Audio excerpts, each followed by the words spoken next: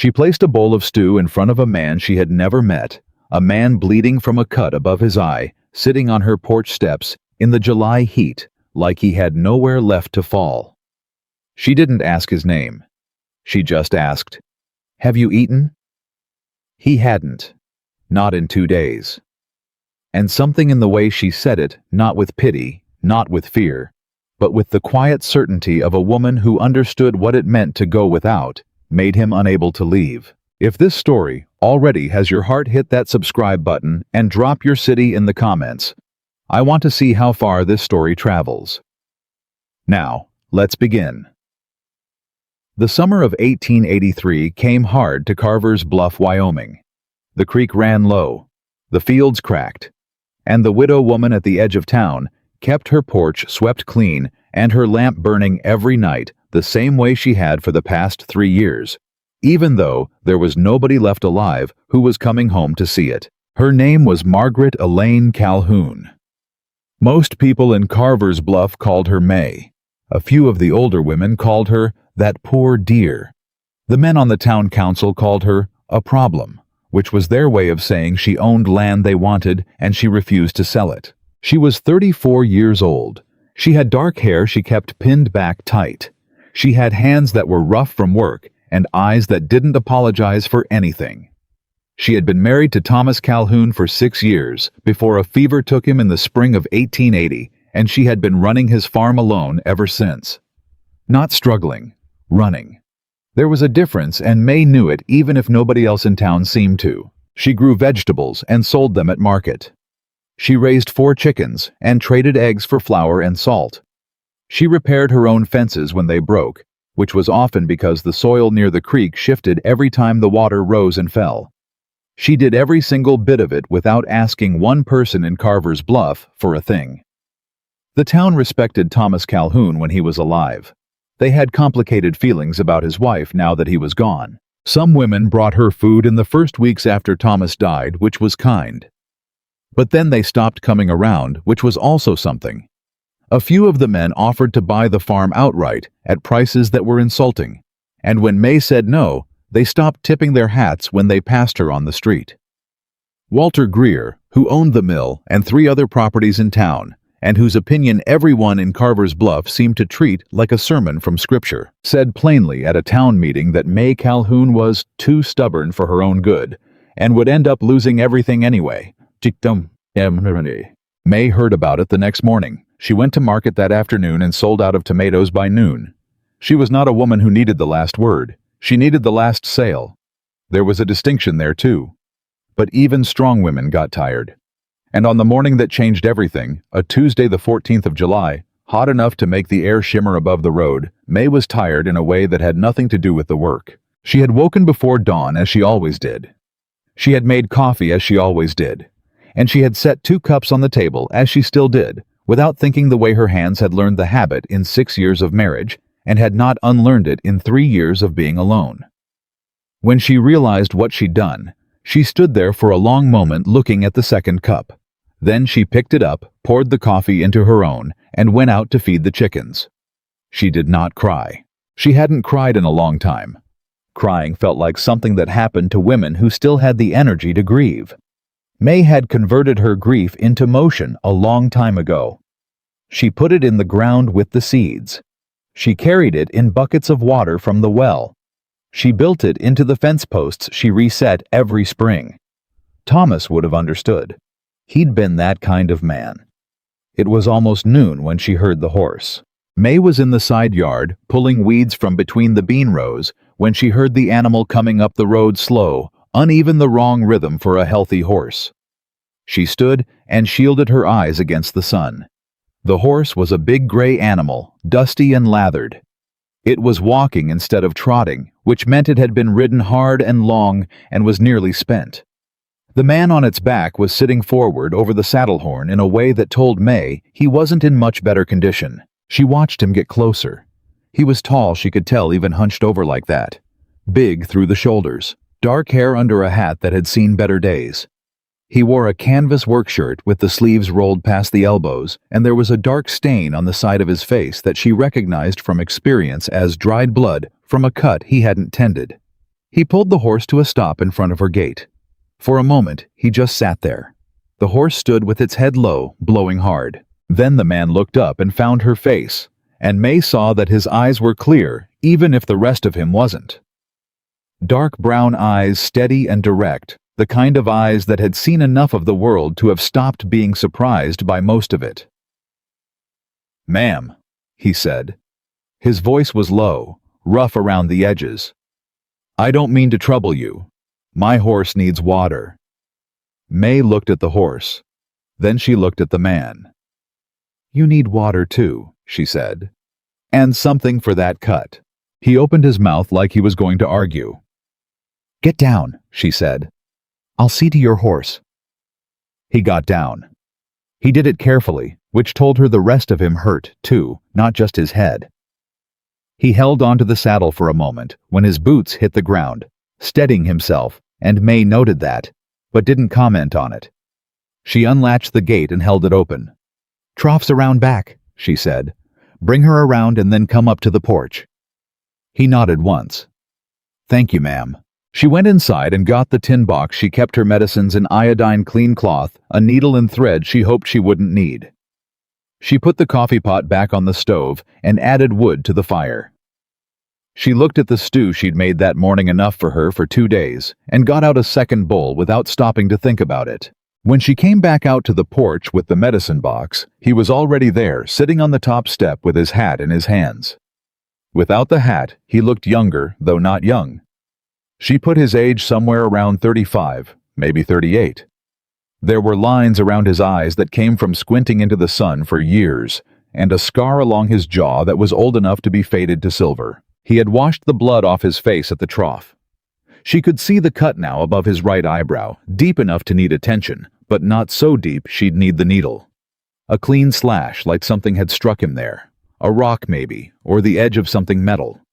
She sat down 2 steps below him so she could see the cut properly and opened the medicine box. "This'll sting," she said. "Reckon it will," he said. She pressed the iodine cloth against the cut. He didn't flinch. Not a muscle in his face moved.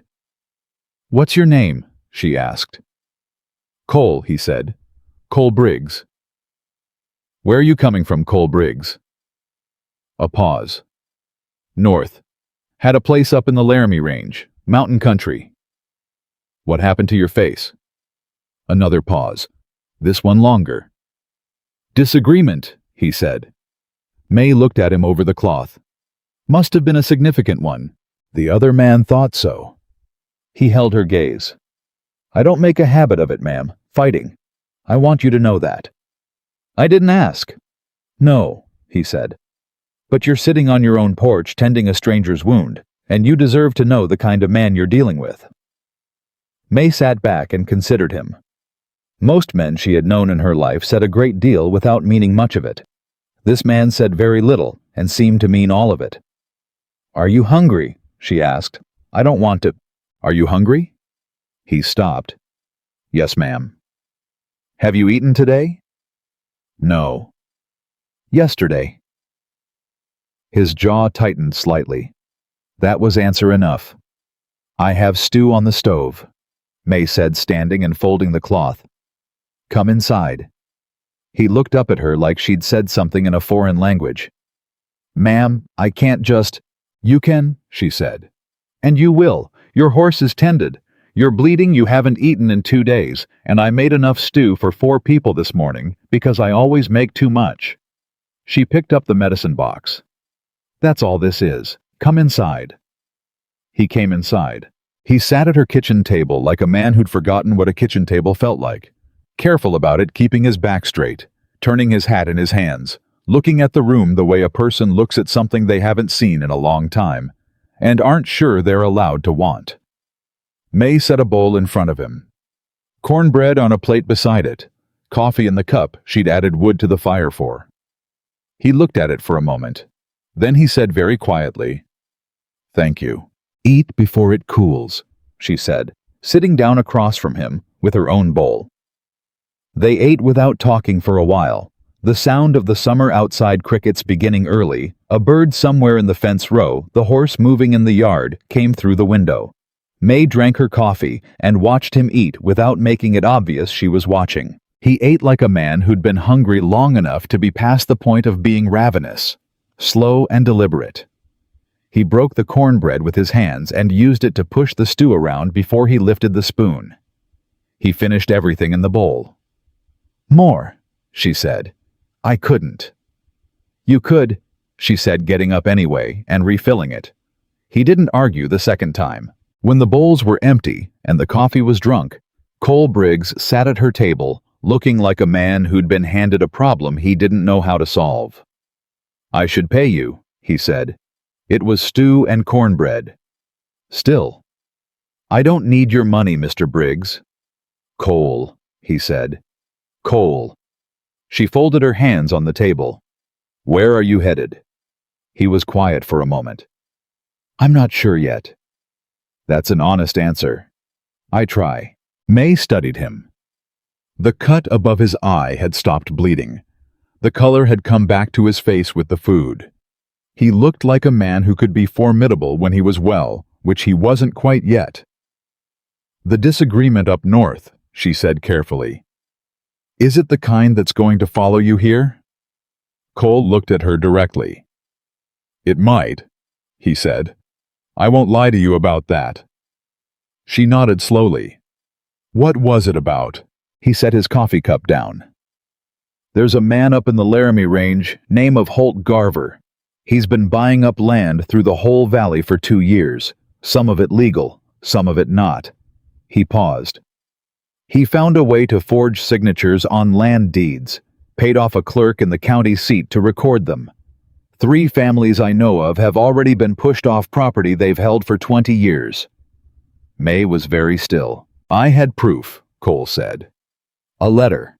The clerk wrote it down when he started getting nervous, wrote down what Garver paid him to do, and who he did it to. I was carrying it south to the territorial commissioner." He touched the cut above his eye without thinking about it. "Garver's men caught up with me 2 days out." "Did they get the letter?" Cole looked at her for a long moment. Then he reached into his shirt pocket and set a folded piece of paper on her kitchen table. "No," he said. Mae looked at the letter. Then she looked at him. "You're carrying evidence against a powerful man," she said. "And you came through my gate bleeding and half-starved." "Yes, ma'am." "And now you're sitting in my kitchen." "I am." Mae sat with that for a moment. Outside, the summer afternoon was building toward its hottest part of the day. A dry wind moved through the yard and made the bean plants shiver. "The territorial commissioner," she said. "He's in Cheyenne." "He is. That's 4 days south." "3 if the horse holds." Mae looked at the folded letter on her table. She thought about the 3 families Cole had mentioned pushed off land they'd held for 20 years. She thought about Walter Greer and his low offers, and the way the town council looked at her farm like it was already theirs. She thought about Thomas and the deed to this property that she kept in a locked box under the floorboards because she didn't entirely trust anyone. She thought about a great many things very quickly. "Your horse needs a day," she said. Cole opened his mouth. "She's spent," Mae said firmly. "You push her tomorrow and you won't make Cheyenne at all. You'll be on foot with a letter and a bloody head and no horse, which will make you considerably easier to find." He closed his mouth. He knew she was right. She could see that he knew. "There's a barn," Mae said. "It's not large, but there's a clean stall and hay, and your horse will be rested by morning." She held his gaze. "You can sleep in there too if you've a mind to. Or I can put blankets on the porch. Up to you." "Ma'am, I don't want to put you at risk." "Mr. Briggs?" She said it quietly, but clearly. "I have been at risk every day since my husband died, and the men in this town decided my land was more valuable than my right to keep it. One more night of risk is not going to break me." Cole Briggs looked at her across her kitchen table with the afternoon light coming through the window, and something shifted in his expression. Not pity, she would have shown him the door for pity. Something more like recognition. Like a man looking at a reflection he wasn't expecting. "The barn will be fine," he said. "Thank you, Mrs. Mae?" she said. Just Mae. Mae. He stood picking up his hat. If Garver's men come through tonight, then we'll deal with it tonight. He seemed to want to say something else. Something about how he shouldn't be here, shouldn't have stopped, shouldn't have eaten her food, and rested his horse, and placed his trouble under her roof. She could see all of it moving through his eyes. Cole, she said. He stopped. You asked if your horse could have water, she said. That's all you asked for. Everything else was my choice. She nodded toward the door. Go see to her. I'll bring out blankets before dark. He put his hat on. He looked at her one more moment. I haven't met many women like you, he said. You haven't met any women like me, Mae said. Go on. He went. Mae stood in her kitchen for a long moment after the door closed. She looked at the 2 empty bowls on her table. She looked at the folded letter Cole had put back in his pocket when he left. She looked at the second coffee cup rinsed and sitting in the drying rack now because she'd cleaned up while he ate out of old habit, the way her hands knew to do. She thought about the 3 families pushed off their land. She thought about Holt Garver, a name she didn't know yet, but felt she would come to know. She thought about a mountain cowboy who carried evidence against a dangerous man and had still stopped when his horse was spent, because you didn't push a spent horse no matter what was coming behind you. She picked up the washcloth and dried her hands. Then she went to check the locks on the door's front back and the window above the dry sink, not because she was frightened, but because she was careful, and there was a considerable difference between those 2 things. Outside, she could hear Cole Briggs moving in the barn. The soft sound of his voice as he spoke to the horse. Low words, steady and calm, the way a man talks to an animal he trusts. Thomas used to talk to the horses like that. Mae went to fold the blankets she'd promised. By the time she brought them out to the barn, the sun was sitting low and red over the mountains to the west, and the air had cooled by just a degree or 2. That small mercy that came every evening in summer, the one that made you think you could survive one more day of the heat. Cole was sitting just inside the barn door with his back against the wall, his long legs stretched out in front of him, the gray horse standing quiet in the stall behind him. He'd taken off his shirt to wash at the trough. She could see it hanging on the stall rail drying, and was buttoning a clean one he'd pulled from his saddlebags. He stood when he saw her coming. Blankets, she said, holding them out. Obliged. He took them. You didn't have to. I know I didn't have to. She looked past him at the gray horse. She did. She's better than she was. Good. Mae turned to go. Mae. She stopped. Why'd you let me in? He said. You don't know me. You didn't ask for any of this. Mae looked at the mountains going dark to the west. She thought about the question. She thought about what Thomas would have done, which was the same thing she did, because she'd loved him in part for exactly that reason. You asked if your horse could have water, she said again. You didn't demand it. You didn't threaten anything. You sat on my steps and let a woman tend your wound without arguing past a certain point. She glanced back at him. I've had men come through this gate who didn't offer me those same courtesies. They got nothing. You were different. He was quiet. Besides, she said, and there was something in her voice that wasn't quite dry humor, but was close to it. You're carrying something that needs to get to Cheyenne, and I've met Walter Greer, and I've heard men like Greer my entire life. I know what land fraud looks like from the receiving end. Cole stared at her. Get some sleep, she said. I'll have breakfast ready before first light. You'll want an early start. She walked back to the house. She didn't look back, but she heard him just barely over the sound of the evening wind. Say something that might have been, yes, ma'am, or might have been, thank you, or might have been something else entirely. She went inside and bolted the door. She looked at the kitchen. At the table where 2 people had eaten tonight for the first time in 3 years. At the lamp, she would carry up to bed and set in the window the way she always did every night. The way Thomas used to say, a light in the window meant someone was thinking of you. She set the lamp in the window. She went to bed. She did not sleep for a long time. but that she told herself was only because she was listening for trouble. That was the only reason. That was all. Down in the barn, Cole Briggs lay on his back in the clean hay with his hat over his face, and the gray horse breathing slow and even in the stall behind him, and the letter still in his shirt pocket folded against his chest, and he stared at the darkness above him, and thought about a woman who made stew for two out of habit, and didn't call it grief, and didn't ask for anything in return, and said, "That was my choice." Like she'd been making her own choices for so long, it had become the only language she trusted. He thought about the men coming behind him. He thought about the families already gone from their land. He thought about Mae Calhoun's hands, rough and capable, pressing iodine cloth against his face without flinching, and her voice saying, "You could," when he said he couldn't eat anymore, and the way she'd refilled the bowl anyway. He thought about the lamp burning in the upstairs window. He hadn't planned to stop. He hadn't planned any of this. But his horse was rested, and there was food in him for the first time in 2 days, and somewhere above him, a woman was lying awake for reasons that probably had nothing to do with him, and everything to do with the weight she'd been carrying alone for 3 years.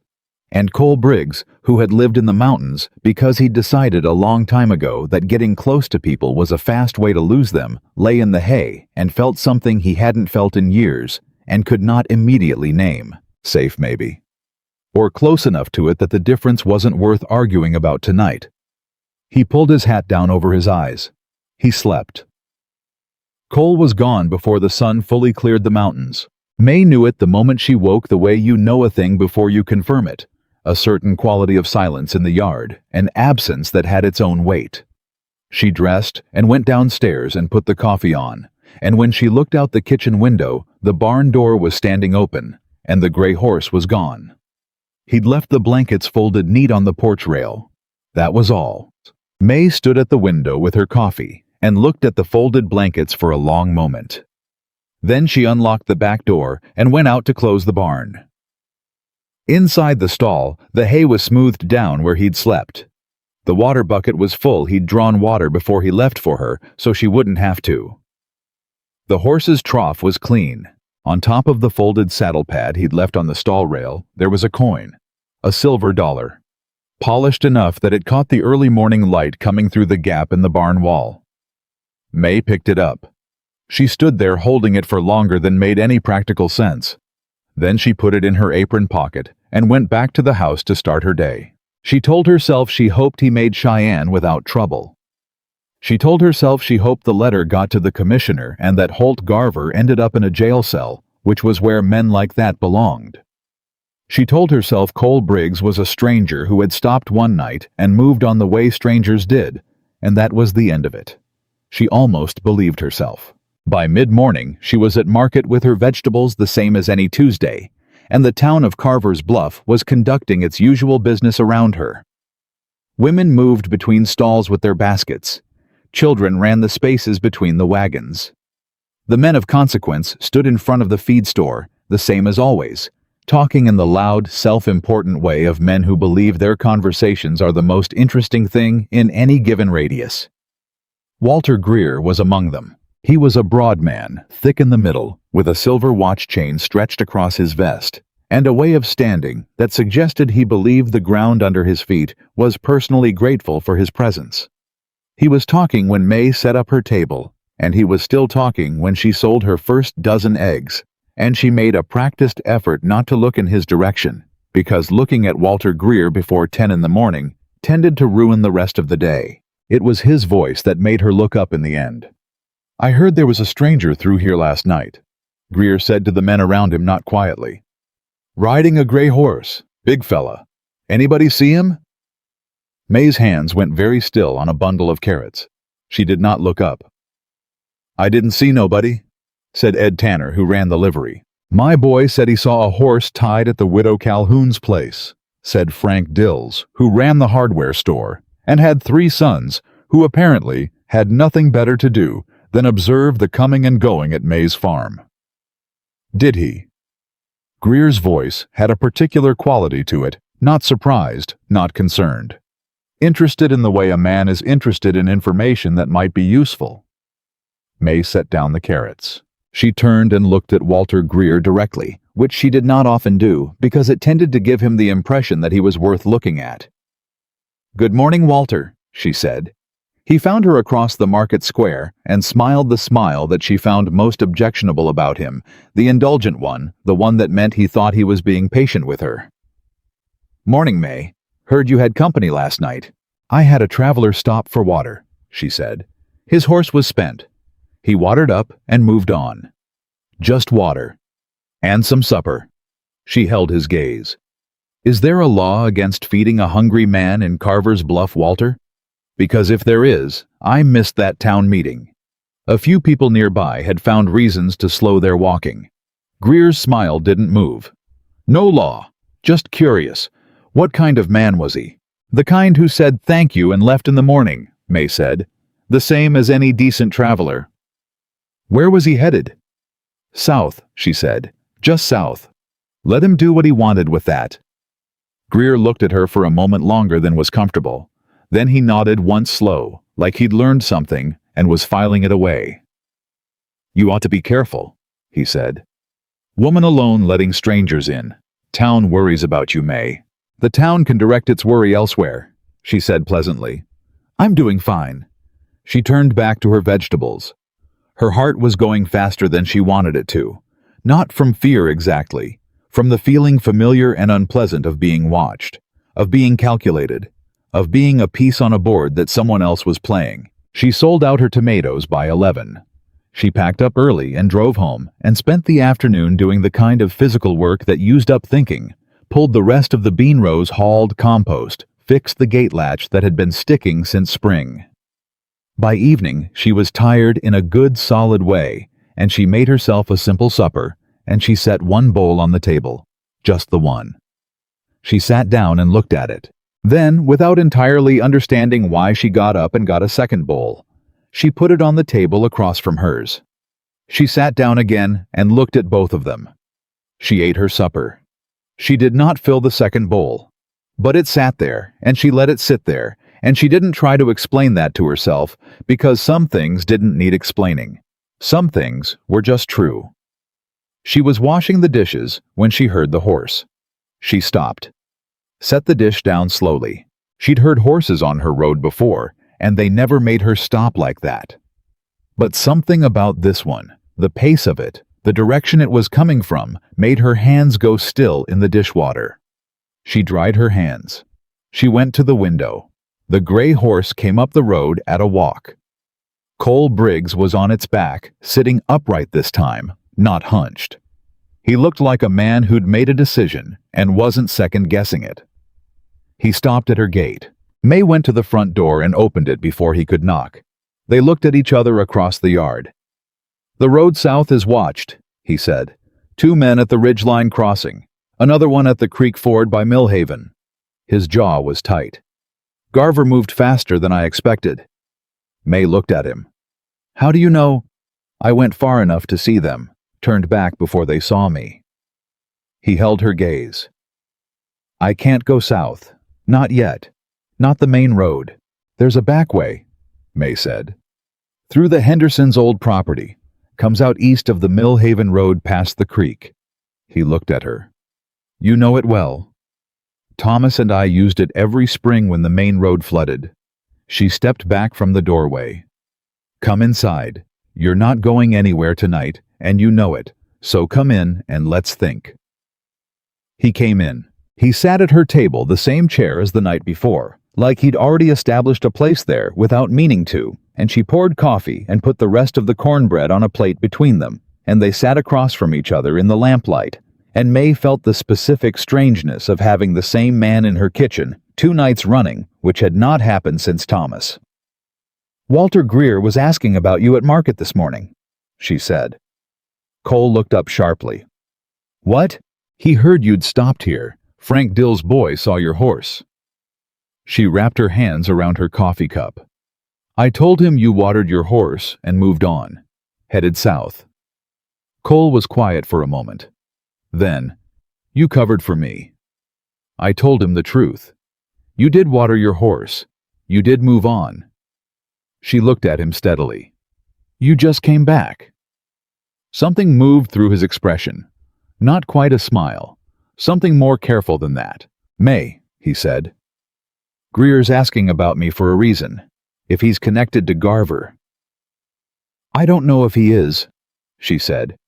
"But I know he's been trying to buy my land for 2 years at prices that are an insult, and I know he has friends on the county council, and I know that when 3 families had their deeds disputed last year in the valley west of here, Walter Greer ended up with all 3 properties inside of 6 months." She met his eyes. "So yes, I covered for you." Cole set down his coffee. He looked at her the way he'd looked at her that morning before he left that same thing in his face that she couldn't quite categorize, that wasn't pity and wasn't admiration, but was something in between that felt more honest than either. "Those families in the valley," he said carefully, "were their names Pearson and Colby." Mae felt cold. "The Pearsons sold their place in September," she said. "The Colbys were gone by November. I heard they had deed problems." "Garver's deed problems," Cole said. "The same forged signatures, the same county clerk." He leaned forward. "Mae Carver's bluff is not outside his reach. This town is not outside his reach." She had known this, she realized. She had known it in the way you know something you've been refusing to look at directly. "The letter," she said, "names everyone. Garver, the clerk, the method, the properties. Every family." He touched his shirt pocket. "If this gets to the Commissioner, Garver's finished. His deeds are worthless. Those families might get their land back." "And if it doesn't get there?" Cole said nothing. That was answer enough. Mae looked at the lamp between them. The flame was steady. No draft tonight, no wind. She thought about the locked box under the floorboards with Thomas's deed in it. She thought about Walter Greer's indulgent smile and the way he said the town worries about you. Mae, like worry and acquisition, were the same thing. "The Henderson back road," she said. "I can draw it for you. Landmarks, water points, where to avoid the open ridgelines. You'd need to leave before first light and go slow until you're past the Millhaven Road. You'd do that. I'm already doing it." She got up and went to the shelf where she kept Thomas's old survey papers. "You'll need to know about the creek crossing at the Henderson property line. It's shallower than it looks, but there's soft ground on the far bank. Your horse needs to come at it from the north side." Cole stood too. Coming around the table, and for a moment they stood close together over the papers she spread out on the table, closer than they'd been close enough that she was aware of the specific reality of another person in her space, after a long time of there being no one, and he smelled like horses and wood smoke, and the clean cold of high country air, and Mae focused on the survey paper and traced the route with her finger. "Here," she said. "The Henderson house is a ruin. Don't stop there, the well's gone bad. Keep going east another quarter mile, and you'll hit a spring in the rocks. Good water. Rest your horse there." She traced further. "This ridge here, stay below it. You go over the top and you're visible from the Millhaven Road." Cole was bent over the paper beside her, following her finger with his eyes. "And here, this creek bend. That's on the far end of my property, actually," she said. Thomas ran a fence along the south bank. Part of it's still standing. The gate in the fence, there's a red cloth tied to the post. Thomas put it there so we'd know which gate in the dark. Cole looked at her. "He sounds like he was a careful man," he said quietly. Mae looked down at the map. "He was," she said.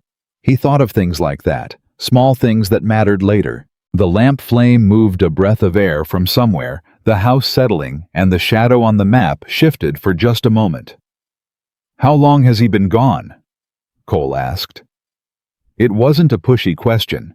He asked it the way he said everything low direct, like he meant it and nothing extra. 3 years in April, Mae said. "I'm sorry. Thank you." She straightened up, putting a little space between them, going back to herself. "I'll fold this up for you. Take the survey, it's better than my memory in the dark." "Mae." His voice stopped her. She looked at him. "I need you to know," he said. "If Greer is connected to Garver, and I think he might be given what you just told me about those valley properties, then asking about me at market this morning wasn't just curiosity. He's looking for the letter." "I know. That means he might come here." "I know that too." And I'm bringing that to your door, again. He held her gaze. I keep doing that, and I don't know how to. You didn't bring it to my door, Mae said. It was already here. I just didn't have a name for it yet. She held the folded survey paper out to him. Walter Greer has been a problem in this county for a long time. You just happen to be the first person I've met who's carrying something that could solve him. Cole took the paper from her. His hand closed around it, and also just briefly around her fingers, and Mae did not pull away. She didn't know exactly why. Maybe because it had been 3 years since anyone had held on even for a moment. Maybe because the lamp was burning between them, and his eyes were steady and dark, and she was tired of carrying everything alone, and it was just a moment, just a second. She stepped back. Breakfast before first light. She said, her voice entirely even. Get some sleep. He looked at her for one more beat. Then he put the survey paper in his pocket with the letter and picked up his hat and went back to the barn. Mae blew out the lamp on the table and carried the kitchen lamp to the window. She stood there for a long moment looking at the barn. Then she went to bed. Sometime, well before dawn, she heard them. Horses on the road. More than one moving without lights. Which was itself a thing that woke her faster than any sound, because people with innocent purposes didn't ride dark roads without lamps at 3 in the morning. She was out of bed before she was fully awake, her feet finding the floor, her hands finding the boots she left by the bed. She dressed in 30 seconds the way you learn to dress, when you've lived alone long enough to know that emergencies don't wait for you to be ready. She went to the window. 3 horses on the road, stopping at her gate. Her chest went cold and tight. She moved fast down the stairs to the kitchen to the back door. She unlatched it silently and went out into the dark yard and across to the barn. She opened the barn door just wide enough to slip through and found Cole already awake, already standing, already had his boots on. I heard them, he said. 3 riders, stopped at the gate. How long to the Henderson Road from here? 10 minutes on horseback, but they'll hear you leave. He was already moving to saddle the gray horse fast and quiet. Then I need you to give me those 10 minutes. Mae stared at him. How? Go to your front door, he said. Open it. Talk to them. Make it take 10 minutes. Cole, Mae. He stopped. He turned and looked at her in the dark of the barn, and his voice was low and very serious. Do not open that door unless there's a lamp burning in the window behind you. If you're not in front of a light, they can't see your face clearly. You hold all the advantage. She looked at him. And if they force their way in, they won't, he said. Not with the whole town able to hear it. They want quiet. They want me, and they want quiet, and they'll keep this a conversation as long as they think they might get what they want from one. He held her gaze. 10 minutes, that's all I need. Mae nodded once. She went. She crossed the dark yard back to the house. She went to the kitchen and lit the lamp on the table and carried it to the front window, the same as always, the same as every night. She opened the front door and stood in the doorway with the light behind her. One of the 3 men at the gate called out, Evening, ma'am. Sorry to disturb you. He was polite. That was the most frightening thing about him, how polite he was. It's 3 in the morning, Mae said. You'll have to forgive me for finding the timing unusual. Yes, ma'am. We're looking for a man, big fella, dark hair, riding a gray horse. We believe he stopped here yesterday. A traveler did stop here yesterday, Mae said. Watered his horse, had some supper, left this morning. Yes, ma'am. Did he say where he was headed? South, Mae said. Which was still true. It was always true. Cole intended to go south. Did he leave anything behind? Mae let a beat pass. Like what? A letter, maybe? Papers of some kind. Mae looked at the man. He was sitting his horse, easy, relaxed, the way a man sits when he's very confident about how things are going to go. He didn't leave anything, she said. He left a silver dollar, which I assumed was payment for the meal. That's all. You sure about that, ma'am? I'm sure about everything I say, Mae said. I'm a widow woman, not a fool. The polite one was quiet for a moment. She could feel him deciding something. "Mind if we look around?" he said. "I do mind, actually," Mae said. "It's 3 in the morning. I live alone. And unless you have a paper from the sheriff's office authorizing a search, I'd appreciate it if you and your friends moved on." "We don't want any trouble." "Then you're in luck," Mae said pleasantly. "Because neither do I. Good night, gentlemen." She stepped back and closed the door. She did not bolt it immediately. That would make too much sound, would tell them too much. She stood behind it with her hand flat on the wood and her heart going very fast, and counted in her head. 1, 2, 3. She heard them talking quietly outside. Low voices. Not angry. Considering. 30, 31, 32. She heard one of the horses move. 58, 59, 60. 2 minutes. She needed 8 more. She made herself move to the kitchen, deliberately audibly. Her boots on the floorboards, a cup lifted, and set down the sound of a normal woman who had answered the door and was now going back to her interrupted sleep. She made the sounds of a house settling back into its nighttime rhythms. She listened through all of it. At 6 minutes, she heard the horses move in earnest. At 7 minutes, the hoofbeats were going south down the road, the way she'd told them twice that Cole was headed, and Mae let out a breath that she'd been holding so long it made her ribs ache. She waited another full minute. Then she went back to the barn. It was empty. The stall was empty, the hay undisturbed, the horse and the man and all evidence of both entirely gone. Mae stood in the empty barn in the dark. She stayed there for a long time, long enough that the dark began to thin at the east-facing gap in the boards, long enough that the first bird started, long enough for the night to tip its way towards something else. She found the second coin on the stall rail, where the first one had been, another silver dollar. But this one had something scratched on it rough, like it had been done with the tip of a knife in a hurry. She took it to where the light was better. Turned it, a single letter. M. Mae stood holding that coin for a long moment. Then she tucked it into her apron pocket beside the first one, and she went back to the house, and she put the coffee on, and she stood at the kitchen window and watched the sun come up over the mountains, the way she had watched it every morning for 3 years. Something had changed, though she could not have said exactly what. The letter was on its way to Cheyenne. The men with polite voices and dark purposes had gone south looking for something they weren't going to find. And somewhere on a back road that Thomas had marked with a red cloth on a fence post, a mountain cowboy was riding east in the early morning light with a letter in his pocket that had her name scratched on a coin in his saddlebag. And Mae Calhoun was standing in her kitchen feeling for the first time in 3 years that something was in motion in the world that she was a part of. Not a bystander, a part of. She poured her coffee. She sat at the table. She looked at the chair across from hers. She did not put a second bowl out. She did not fill a second cup. But she looked at that chair for a long time, and she let herself look, and she did not look away. And when someone knocked on her front door at 7:30 in the morning, not her gate, her door, a hard knock like a man who meant it. Mae stood up fast with her coffee still in her hand and felt her heart drop straight to the floor.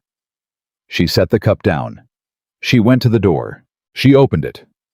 Cole Briggs stood on her porch, road dust on his jacket, the gray horse tied at her gate, his eyes clear and direct and carrying something complicated in them. "I got to the Henderson Spring," he said. "I stopped to water the horse." He paused. "And I sat there for a while." Mae looked at him. "The roads watched past Millhaven," he said. "But that's not why I came back." "Then why?" He held her gaze. "Because you stood at your door at 3 in the morning and faced down 3 of Garver's men," he said, "to give me 10 minutes.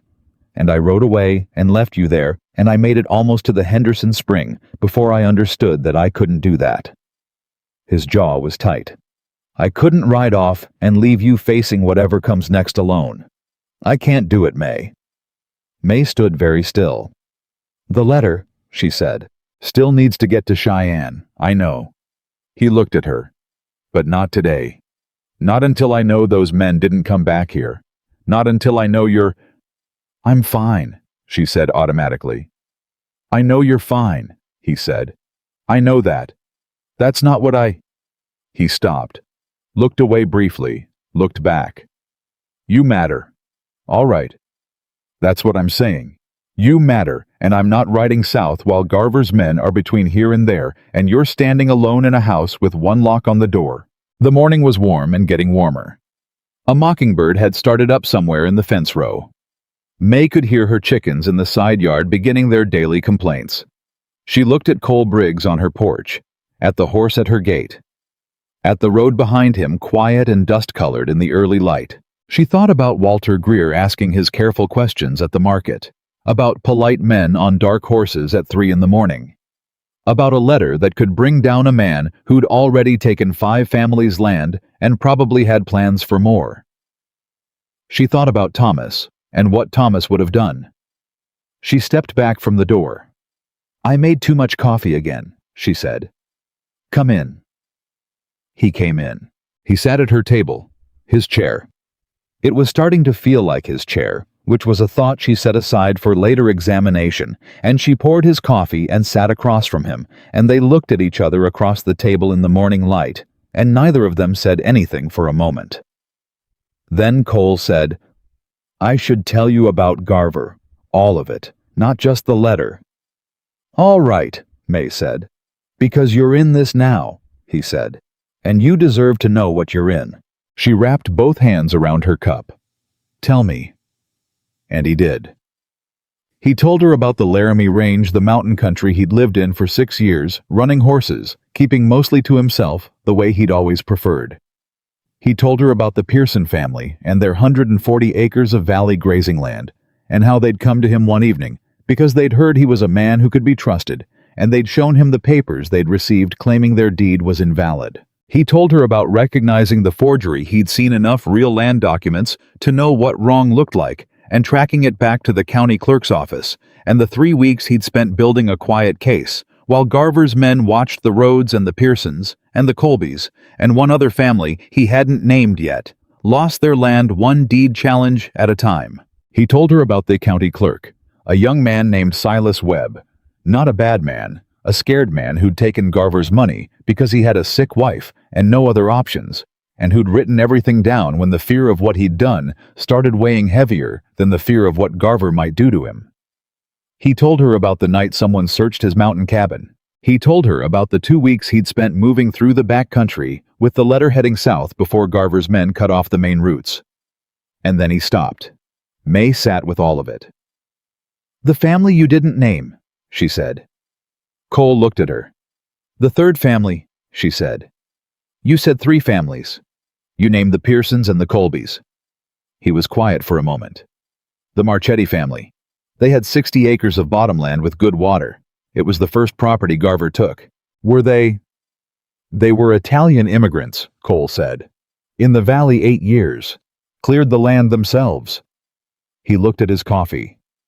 The men who delivered the deed challenge told them they didn't have the right to own land in Wyoming territory. Used other words too. Words I won't repeat in your kitchen. Mae felt something very old and very cold settle in her chest. Where are they now? I don't know, Cole said. That's the truth. I tried to find them before I left. Couldn't. He looked at her. That's another reason this letter has to get to Cheyenne. Not just the Pearsons and the Colbys. The Marchettis deserve to have it on record what was done to them. Mae set down her cup.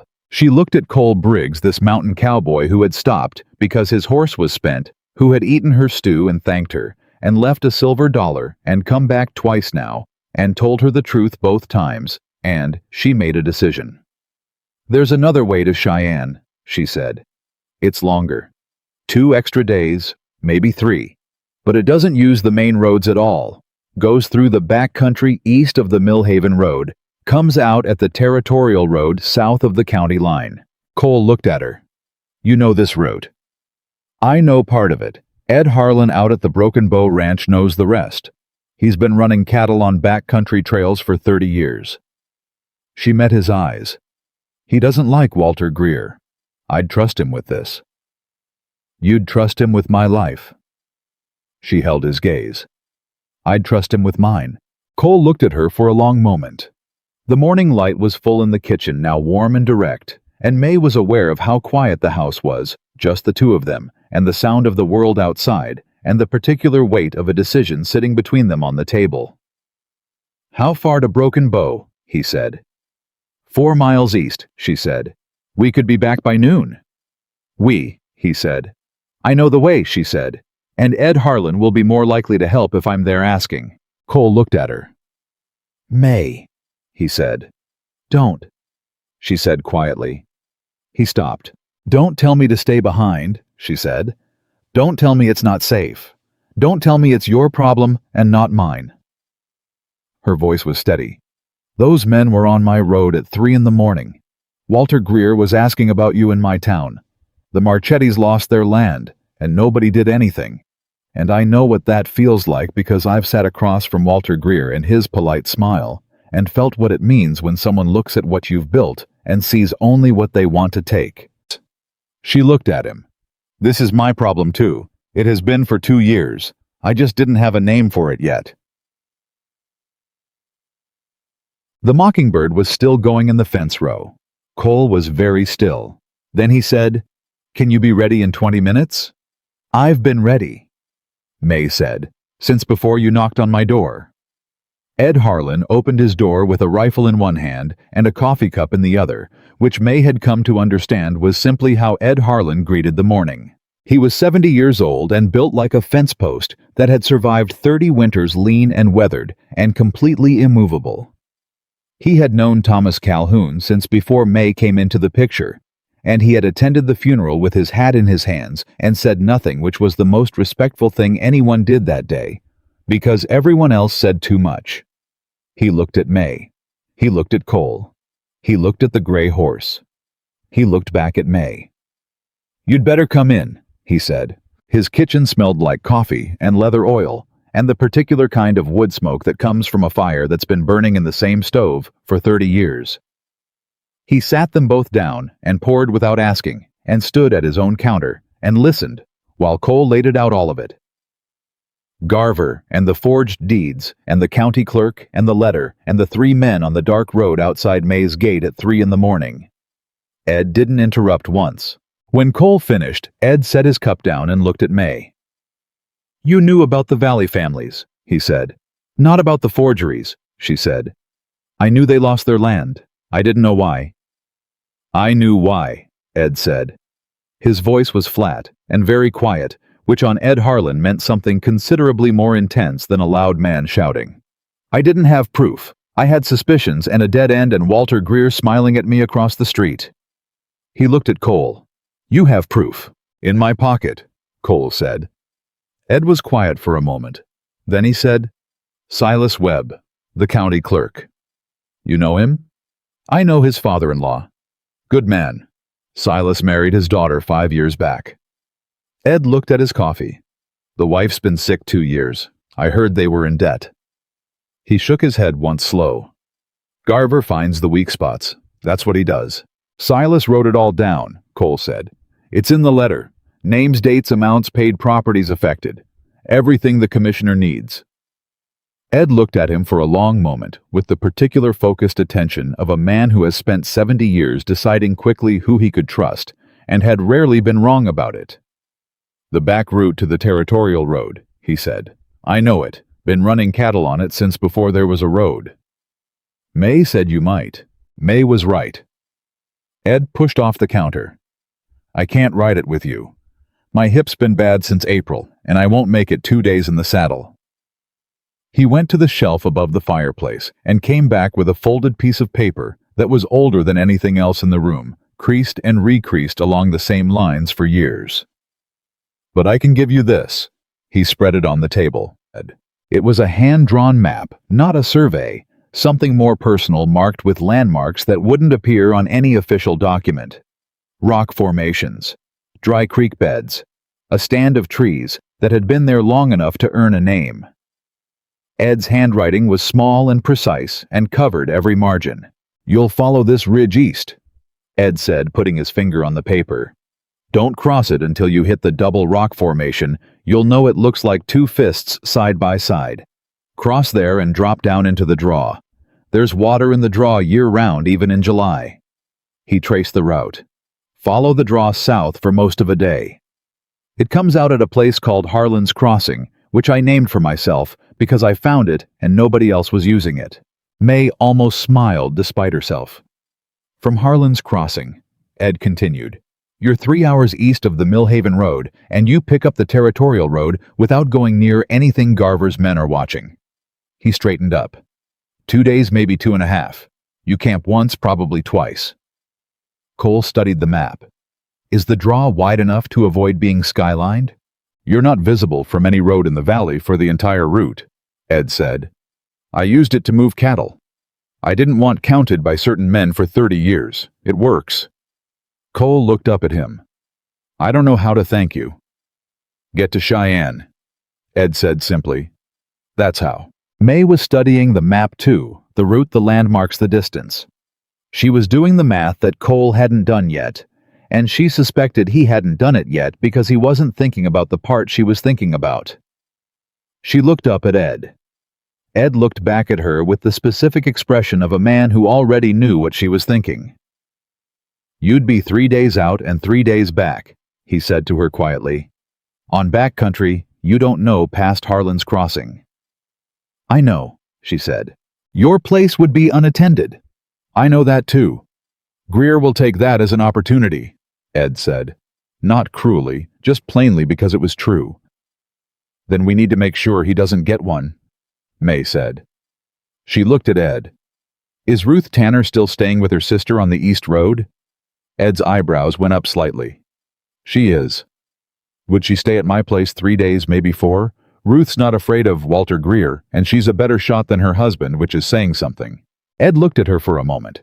Then something that might have been the beginning of a smile crossed his weathered face. I'll ride over and ask her this morning. Cole had been listening to this exchange with an expression that Mae recognized as a man recalibrating his understanding of a situation. You're coming, he said. Past Harlan's Crossing. You don't know the territory, Mae said. Ed's map will get you to the crossing, but after that you're 2 days in country you've never seen with men looking for you, and a letter that needs to arrive intact and be delivered to the right hands. She met his eyes.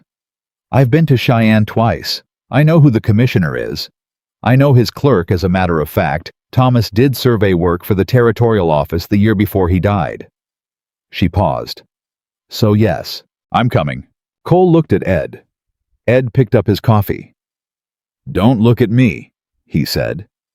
I stopped arguing with Mae Calhoun 3 years ago. It's a waste of everybody's time. They left Broken Bow an hour later, Mae on Thomas's brown mare that she'd saddled in 25 years of practice and could do in the dark coal on the gray horse that had rested enough to have some of her ease back. Mae had a saddlebag with 3 days of food, a blanket, and the locked tin box with Thomas's deed inside it, because she was not leaving that in the house. Cole noticed the tin box. He didn't ask about it. That was one of the things she was starting to catalog about him, without meaning to the things he noticed, and chose not to question the space he left around things that were hers. They reached Ed's double rock formation by mid-morning and crossed the ridge and dropped into the draw, and the world on the other side of that ridge was quieter and cooler and completely empty in every direction, which was both a relief and its own particular kind of pressure. Out here there was no town, no market, no Walter Greer. There was also no help. They moved at a steady pace without pushing the horses. For a long time they didn't talk much, which suited them both. Mae had always been comfortable with silence.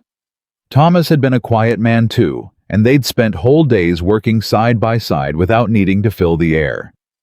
Cole moved through silence the same way, easy in it, not performing it, not using it to shut her out. It was different from being alone. She was noticing that more than she wanted to. It was Cole who broke the quiet mid-afternoon when they stopped to water the horses at a spring in the rocks exactly where Ed's map said it would be. Tell me about Thomas, he said. Mae looked at him. You don't have to, he said. He stopped, looked at the water coming out of the rock, steady and cold. I keep seeing him in things. The red cloth on the fence post, the survey map. The way you know every back road and every person who can be trusted. He looked at her. He built things that lasted. Mae was quiet for a moment. He was a surveyor, she said. He walked more of this territory than almost anyone. He knew land the way some men know horses by feel, by what it was telling him underneath the surface. She looked at the spring. He said water always finds its way. Said that about a lot of things, actually. Not just water. He sounds like a man worth knowing. He was the best man I ever knew, Mae said simply. That's the truth of it. Not perfect. He was stubborn about some things, wrong about others, and he never could learn to cook worth a damn. Something in her voice shifted slightly, not quite humor, but close to it, the kind that lives right next to grief. But he was good. He was genuinely good. And I've met enough men in my life to know how rare that is. Cole was quiet. Is that why you stayed? He asked. After. Why you didn't sell and move on? Partly. She looked at the brown mare drinking beside the gray. And partly because it was ours, what we built together, and selling it felt like... She stopped. Thought about it honestly. Like letting them write the ending, Greer and men like him. Letting them decide what my life was worth and when it was over. She looked at Cole. I'm not ready for anyone else to write that. He held her gaze. Nobody should write it but you, he said. They didn't stop moving until the light began to fail, and they made camp in the draw, where the walls were high enough to block the wind, and there was enough dead wood from the dry season to keep a small fire. Mae cooked on it. Nothing complicated, just the dried beef and hardtack and the last of the cornbread she'd packed, but hot, which mattered in the way that simple things matter when you're tired. Cole unsaddled both horses and checked their feet and rubbed them down with the cloth from his saddlebag. He did it without being asked, which Mae noticed, and he did it well, which she also noticed, and when he came to the fire and sat down across from her, they ate together in the quiet way they were already building between them without naming it. You rode the circuit as a competitor, Mae said when the food was done and the fire was lower. Before the mountains. He looked at her. Ed tell you that... Ed mentioned you had a reputation, she said. I'm asking about the rest of it. Cole looked at the fire. 7 years, he said. All over the territory and into Colorado and Kansas. Horses mostly. Some steer work. He paused. I was good at it. What stopped you? A long pause this time. My brother, he said. Younger brother. He followed me onto the circuit when he was 19. He wasn't... Cole stopped, started again. He was good with horses, too. Better than me, maybe in the natural sense. But he took risks I wouldn't take. Showed off in ways I knew better than. He looked at his hands. There was a horse in Laramie. Everybody told him not to ride that horse. The horse had already put 2 men in the ground. His voice was very level. Daniel rode it anyway. Mae was still. He lived, Cole said. But his leg never healed right. He walks with a cane now. Can't ride for any length of time. He looked up. He married a good woman. Has 3 kids. He's happy, I think. Genuinely happy. He was quiet for a moment. But I stood there and watched it happen, and I didn't stop it, and I never... He stopped. You never stopped being the one who didn't stop it, Mae said. He looked at her. Yes, he said. So you went to the mountains. The mountains don't need saving from themselves, he said. Mae looked at him for a long moment. Cole, you couldn't have stopped your brother from making his own choice. No. You know that. I know it, he said. Knowing it and feeling it aren't the same country. She had no argument for that, because it was the truest thing she'd heard in years.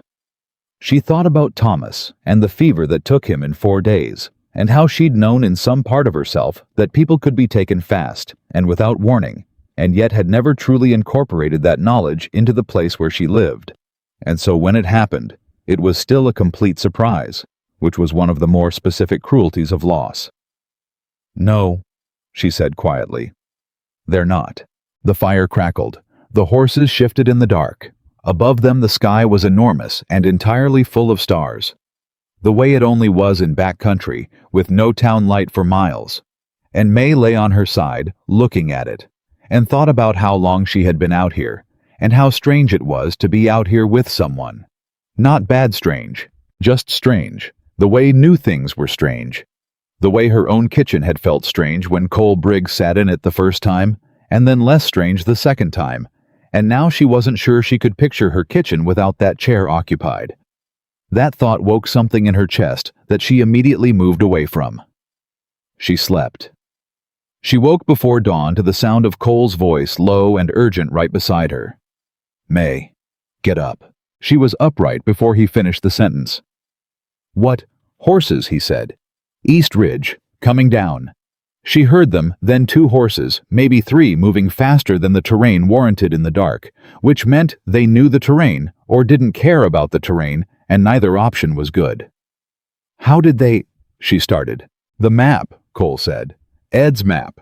If Greer knew about Ed Harlan, if he had someone watching Broken Bow, he was already moving to the horses, untying them fast and quiet. "We need to go. Now. Leave the fire." Mae grabbed the saddlebag and the tin box, and she had Thomas's mare saddled in under 2 minutes, her hands doing it by feel in the dark muscle memory, carrying her through what her eyes couldn't confirm. Cole put her up first, and then mounted the gray, and they moved, not south, not back north, but east, along the draw wall, where the shadow was deepest.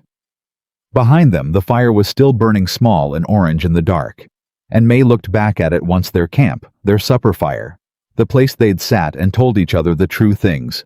And then the draw curved, and it was gone. They moved in silence for what felt like a very long time. The horses picked their way carefully, and Mae let Thomas's mare find her own footing, trusting the animal's night sense over her own. Cole was just ahead, close enough that she could see the shape of him in the dark. Then his hand came up. "Stop." She stopped. He was listening. Mae listened too. Nothing. No horses, no movement. They sat in the dark for a full minute without breathing. "They stopped at the camp," Cole said quietly, "checking the fire, which means they know we were there but not where we went." "They'll split up," he said. "North and south. They don't know about east." He looked at her. "We're going to have to move faster than I wanted to in the dark." "I know." "The horses." "They're all right," Mae said. "Let's go." They came out of the draw at Harlan's Crossing, with the first gray light showing in the east, and Mae recognized the landmark from Thomas's stories, even though she'd never stood here herself. A wide, flat place where the creek spread shallow over smooth rock, easy crossing in any season. And on the far bank, the country opened up and went south toward the territorial road. Cole stopped the gray at the crossing. He turned and looked at Mae. She was dusty and tired, and her hair had come half out of its pins, and she didn't care about any of that. "South," he said. "From here, it's your country." She looked at the crossing, at the open country beyond, at the 2 days between here and Cheyenne, and everything that was riding on getting there. "Cross here," she said. "Stay on the low ground east of that ridge line. There's a trading post about 4 hours south. Man named Calloway runs it. Thomas used it for resupply when he was out on survey." She looked at Cole. "We'll push straight through if the horses hold. I'd rather be in Cheyenne by tomorrow evening than camp again." Cole nodded. "Agreed." They crossed the creek, and the water came up to the horses' knees and was cold, even in July, snowmelt still working its way down from the high country, and on the far bank, they picked up the pace and went south at a ground-eating trot, and the morning came up around them fast and full and bright. It was 3 hours to Calloway's, not 4, because the terrain was better than Mae remembered, and the horses were willing. But it was what happened at Calloway's trading post that stopped everything. There was a man there, not Garver's men. Not a threat, at least not the kind Mae had been braced for since 3 in the morning 2 nights ago. He was an older man sitting on the trading post steps with a cup of coffee and the specific exhaustion of someone who had been traveling for days. He wore a coat that had once been good quality and was now worn at the elbows and cuffs.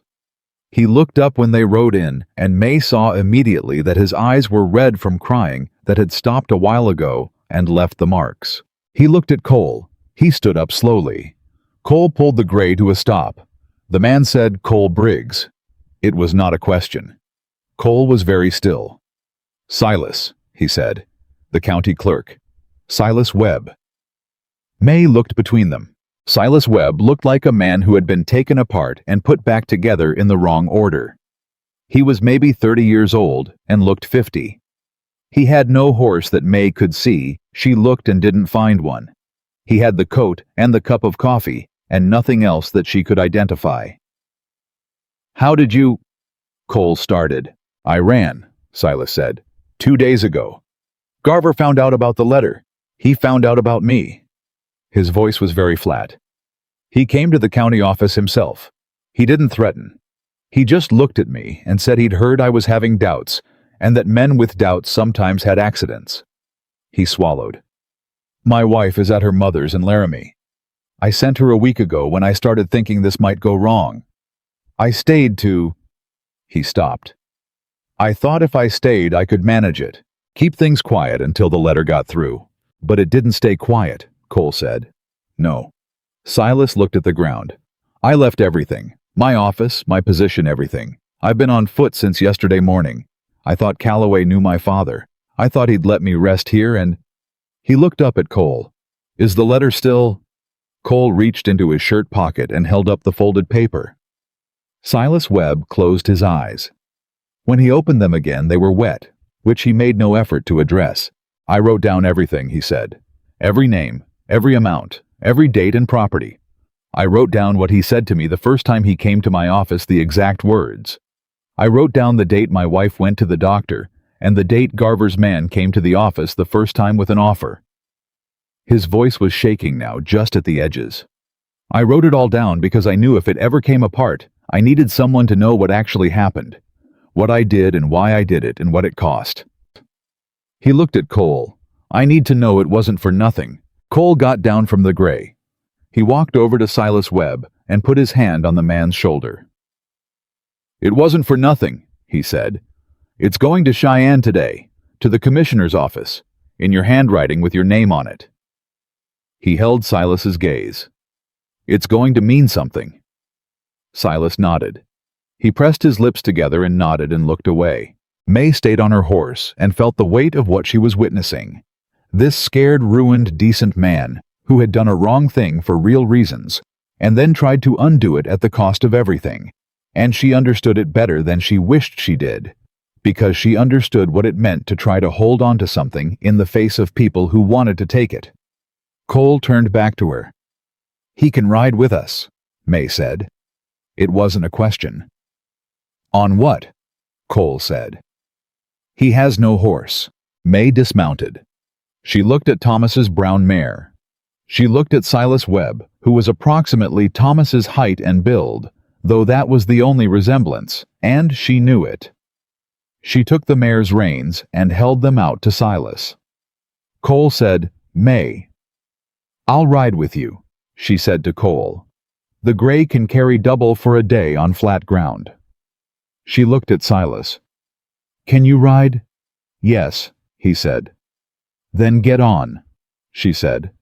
"We're not stopping until Cheyenne." Silas looked at the mare. He looked at Mae. He opened his mouth and she could see he was about to say something that was going to take too long. "Don't thank me," she said. "Get on the horse." He got on the horse. Cole was looking at her with that expression again, the one she was running out of ways not to name.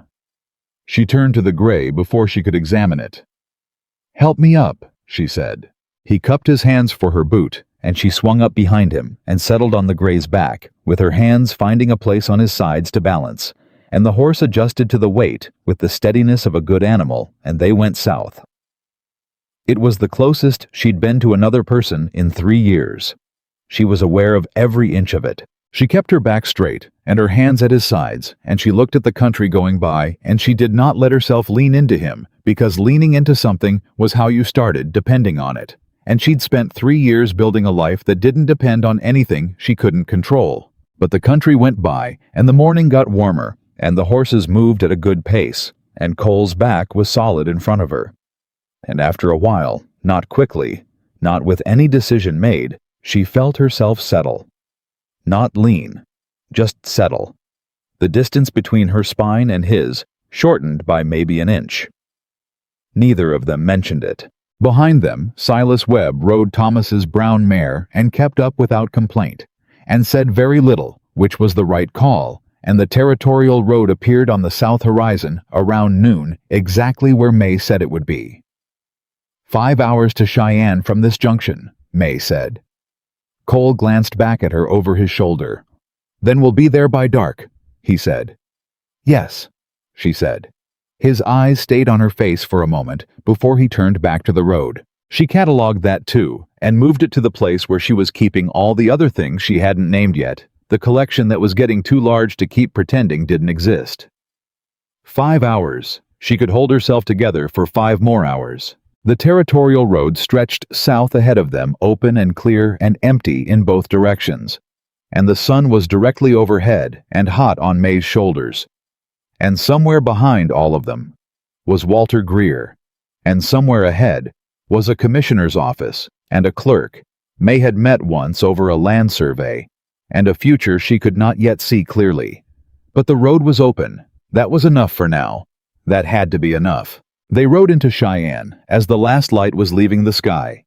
The three of them dusty and tired and quieter than they'd been all day, the way people get quiet when something they've been moving toward for a long time is finally close enough to touch. Mae knew Cheyenne well enough to navigate it without asking. She'd been twice with Thomas, and once alone the year after he died when she'd gone to file the deed transfer into her name only, and had sat across from a man at the territorial office who'd looked at her like she might need help understanding the paperwork, and she'd taken the pen from his hand and signed her name in a script so clean and deliberate that he'd had nothing to say. She directed them to a boarding house on the south end of town, run by a woman named Mrs. Aldgate, who charged fair prices and asked no unnecessary questions, which were the two qualities Mae valued most in temporary accommodations. Mrs. Aldgate looked at the three of them, road-worn, mismatched, arriving at dusk, with no luggage to speak of, and simply asked how many rooms and for how many nights. 2 rooms, Mae said. 2 nights, possibly 3. Supper's at 7, Mrs. Aldgate said. Don't be late. They weren't late. They ate in relative silence at a long table with 4 other boarders who showed no interest in them, which was exactly right. Silas Webb ate like a man who'd forgotten food existed and was being reminded. Cole ate steadily and methodically, and once, when Mae reached across the table for the bread, and her hand was shaking slightly from fatigue, he moved the bread plate closer to her without commenting on the shake. She ate the bread and did not say anything about the gesture because naming it felt like it would diminish it somehow. After supper, she went to her room and sat on the edge of the bed and looked at her hands and thought about what tomorrow required. The territorial commissioner's office opened at 8 in the morning. She knew the clerk, a man named Harold Ferris, who had worked with Thomas on 3 separate survey contracts and who owed Thomas a debt of professional gratitude that he'd expressed when Thomas died as a handwritten note that Mae still had in the locked tin box beside Thomas's deed. She was counting on Harold Ferris. She was counting on a 3-year-old note and a dead man's good reputation and a letter in Cole Briggs's pocket, and she was doing it in a strange city with road dust in her hair, and a mountain cowboy in the room across the hall, who had become somewhere on the back roads between Carver's Bluff and here's something she did not yet have a word for. She lay back on the bed without undressing. She was asleep in under a minute. She dreamed about Thomas's red cloth on the fence post. It was blowing in a wind she couldn't feel. Cole knocked on her door at 6:30. She was already awake. "Ferris," she said when she opened the door. "Harold Ferris is the clerk we need. He's been with the commissioner's office 11 years. He knew Thomas." Cole looked at her. He'd washed and his hair was still damp at the ends, and he'd found a clean shirt from somewhere, and he looked like what he was. A solid, capable, serious man who had slept 4 hours and was ready to finish what he'd started. "You lead," he said. "Yes," she said. "I will." They left Silas at the boarding house with instructions to stay inside and eat breakfast twice if he needed to, because Silas Webb looked like a man who was one strong wind from coming apart, and the best thing for him right now was food and walls and no new complications. The commissioner's office was a square solid building 2 blocks from the main street, and it opened at exactly 8 o'clock because territorial government operated on schedule, if nothing else. Mae and Cole were on the steps at 7:50. By 8:05, they were inside, and by 8:10, Mae was shaking Harold Ferris's hand across a counter that smelled like ink and old paper. Harold Ferris was a small, precise man with steel-rimmed glasses and an attention to detail that Thomas had always praised. He looked at Mae and took a moment to place her, and then recognition moved across his face. "Mrs. Calhoun," he said. "Thomas's wife." "His widow," she said. "Harold, I need to see Commissioner Aldrich, today, this morning." Harold looked at Cole. "This is Cole Briggs," Mae said. "He's been traveling with evidence that needs to reach the commissioner directly. It involves land fraud operating in at least 2 counties, and I believe it's been going on long enough that the commissioner will want to hear it before another day passes." Harold looked back at Mae. He was measuring something, the urgency in her face against the protocol in his training, the weight of her name against the weight of the request. "The commissioner has meetings this morning," he said. "Cancel one," Mae said. Harold blinked. "Harold." She put both hands on the counter and leaned forward slightly. "Thomas told me once that you were the most thorough man he'd ever worked with, that you never let procedure get in the way of what was right. He said that like it was the best compliment he could give." She held his gaze. "I'm asking you to be that man right now." Harold Ferris looked at her for a long moment. Then he turned and went through the door behind him without another word. Cole stood beside Mae and said nothing. She could feel the tension in him, controlled, contained the same way he did everything but present. He'd carried this letter through 2 days of backcountry and 3 of Garver's men and a night flight through a dark draw and 5 hours on the territorial road. He was close now, and he knew it, and the knowing was its own kind of pressure. "He'll do it," Mae said quietly. "How do you know?" "Because Thomas was right about him," she said, "and Thomas was almost never wrong about people." Harold came back in 4 minutes. "Commissioner Aldrich will see you now," he said. "Both of you." Commissioner Aldrich was a tall man with gray hair and the deliberate manner of someone who had learned a long time ago that reacting quickly was less useful than reacting correctly.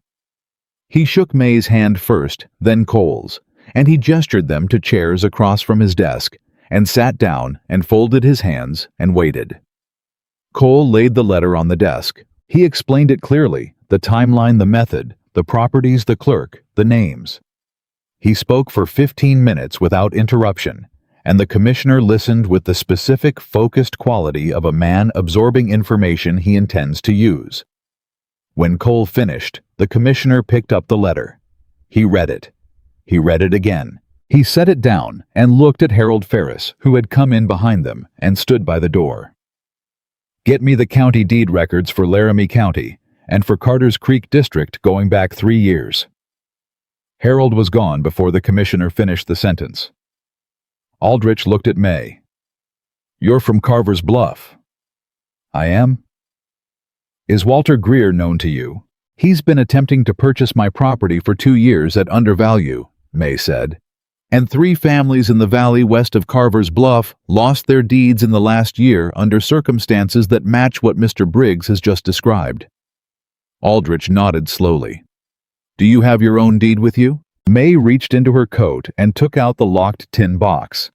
She opened it with the small key she kept on her person always, and took out Thomas's deed clean, and properly recorded, and signed in Thomas's hand, and hers filed with the county office in the spring of 1877, and laid it on the commissioner's desk beside Garver's letter.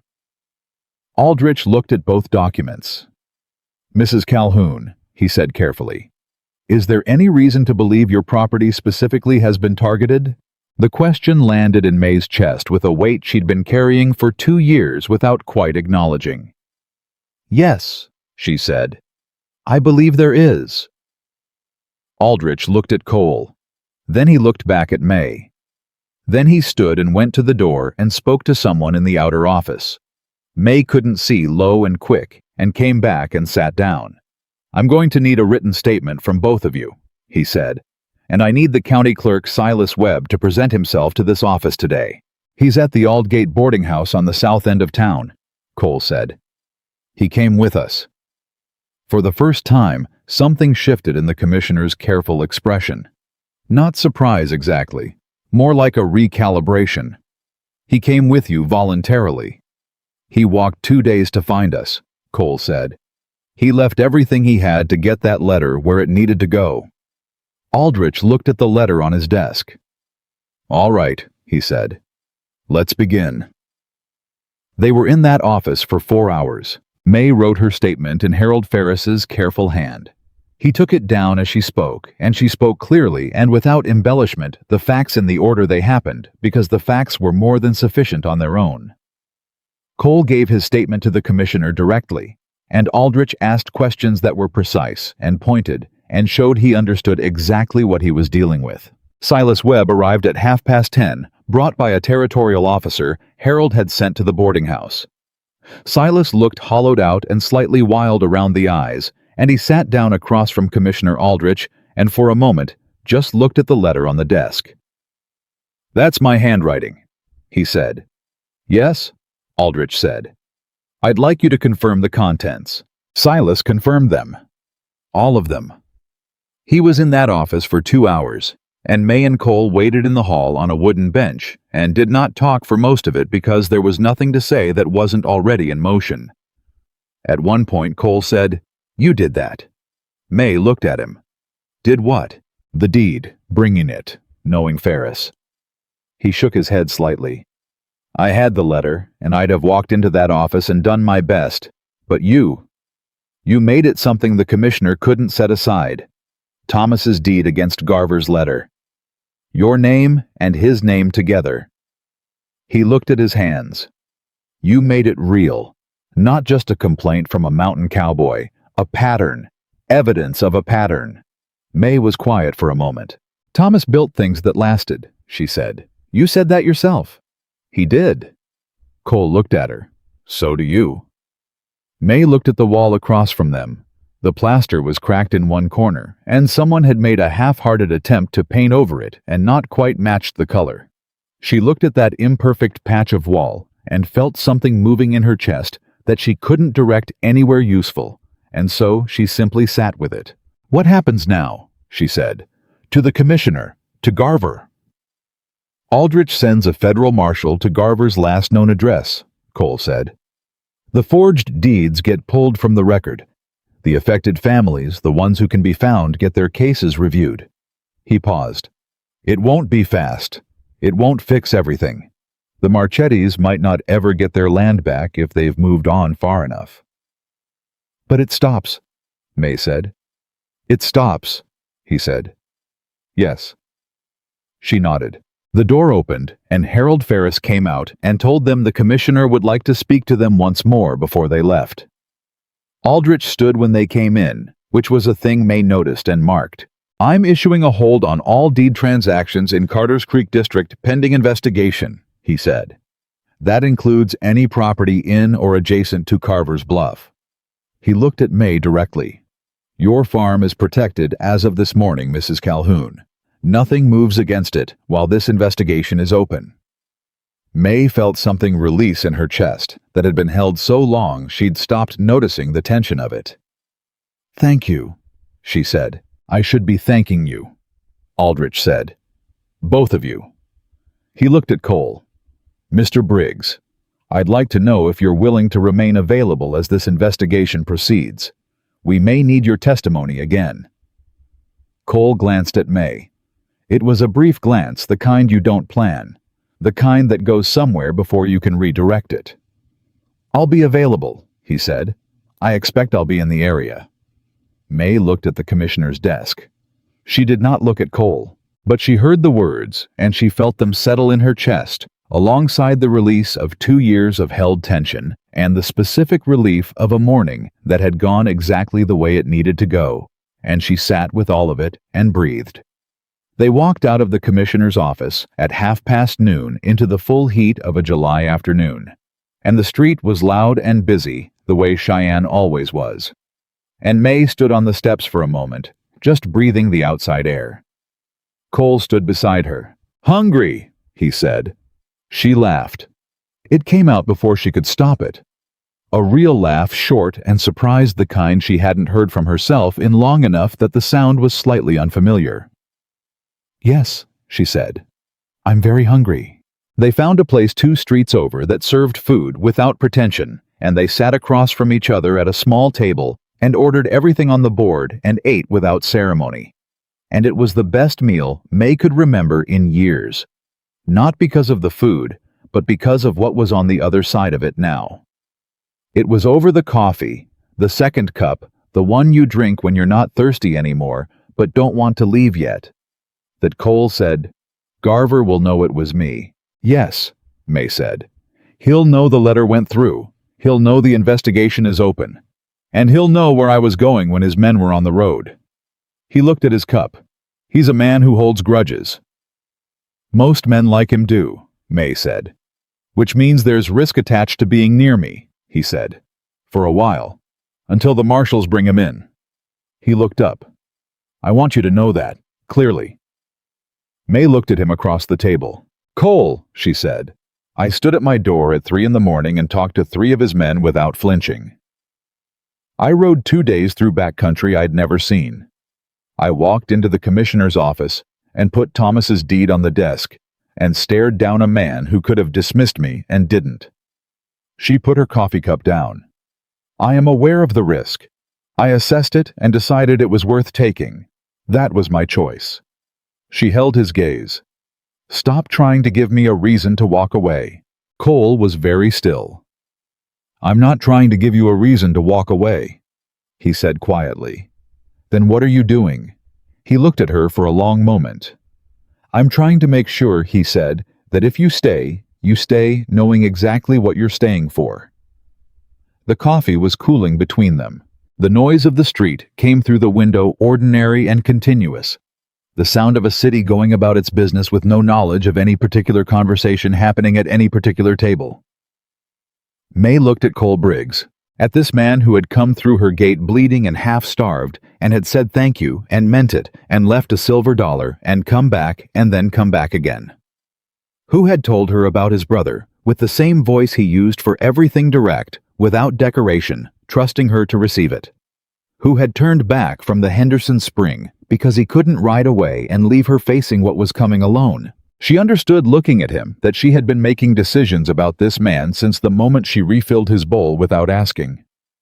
That the decisions had been accumulating quietly, the way water accumulates in dry ground after a long drought, not flooding, not dramatic, just steadily filling in all the spaces that had been empty.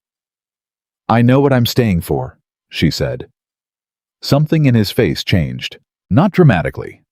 Cole Briggs didn't do things dramatically. It was more like the careful way he held himself, the controlled quality that was always there, released just slightly.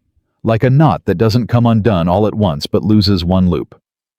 "All right," he said. "All right," she said.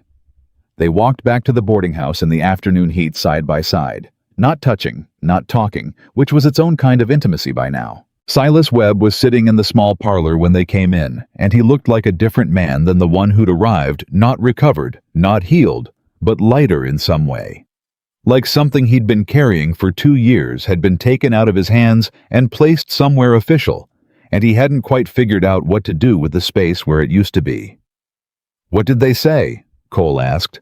"The commissioner's man told me I'm a material witness," Silas said. "I have to stay in Cheyenne until the investigation reaches the hearing stage." He looked at his hands. "They're bringing in a federal marshal. Could be a week, could be 3. He looked up. "They're going to find the Marchetti family. The commissioner's office is putting out inquiries." Mae sat down across from him. "Your wife," she said. "She's in Laramie." "Yes." His voice went soft on it. "Send her a letter today," Mae said. "Tell her where you are, and that you're safe, and that it's going to be all right." She looked at him steadily. Is it going to be all right for her? He thought about that, honestly. "I lost my position. I don't know what we do after this." "You start somewhere else," Mae said. "You start knowing you did the right thing in the end, which is more than most men can say." She paused. "That's not nothing, Silas." He looked at her for a moment. "How do you do that?" he said. "Just say the true thing like it's simple." "It is simple," Mae said. "Most true things are. People just make them complicated because complicated feels safer." Cole was in the doorway, and she was aware of him there without looking, the way she'd become aware of him everywhere without meaning to. They stayed in Cheyenne one more day. The commissioner's office required a second round of written statements from both Mae and Cole, more specific, more detailed. And Harold Ferris took them down, with the same precise care he'd always had, and told Mae at the end of it that Thomas would be pleased, which was the truest and most useful thing anyone said to her in Cheyenne. The morning they left, Silas came to the boarding house door to see them off. He shook Cole's hand. He turned to Mae and opened his mouth, and she could see again that he was going to say something that would take too long. "Write to your wife," she said. He nodded. "Yes, ma'am." They rode north out of Cheyenne in the morning light, and the road back was different from the road down. No urgency, no flight, no listening behind them for hoofbeats. Just the two of them and the open country, and the horses finding an easy pace that covered ground without working at it. They didn't take the back route home. They took the main road, because there was no reason not to. The investigation was open. The deed hold was in place. Whatever Garver planned to do next, he was going to do it against a wall that hadn't existed 3 days ago, and he was smart enough to know it. Cole rode easy beside her, and Mae rode easy beside Cole, and somewhere around mid-morning, with the mountains to the west getting bigger as they went north, and the summer land going by around them, she said, "What was the mountain like?" "Your ranch." He looked at her. "Up in the Laramie Range." Yes. He thought about it honestly. "High," he said. "Higher than most people want to go. Cold for 8 months. In the summer, it's the most beautiful place I've ever been." He paused. "But it's very quiet. Too quiet." "I thought that was what I wanted," he said. "And now," he looked at the road ahead, "now I think I was using the quiet to not have to answer questions I wasn't ready for." "What questions?" "Same ones everyone avoids." He glanced at her. "Whether I was living the life I was living because it was right for me, or because it was easier than something else." Mae rode for a moment without answering. "And," she said. "It was easier," he said. "The mountains are beautiful, and they were easier." He said it plainly without self-pity. "Being alone is easier, until it isn't." "Until someone asks if you've eaten," Mae said. He looked at her. Something in his face did that thing again, the knot loosening another loop. "Yes," he said. "Until that."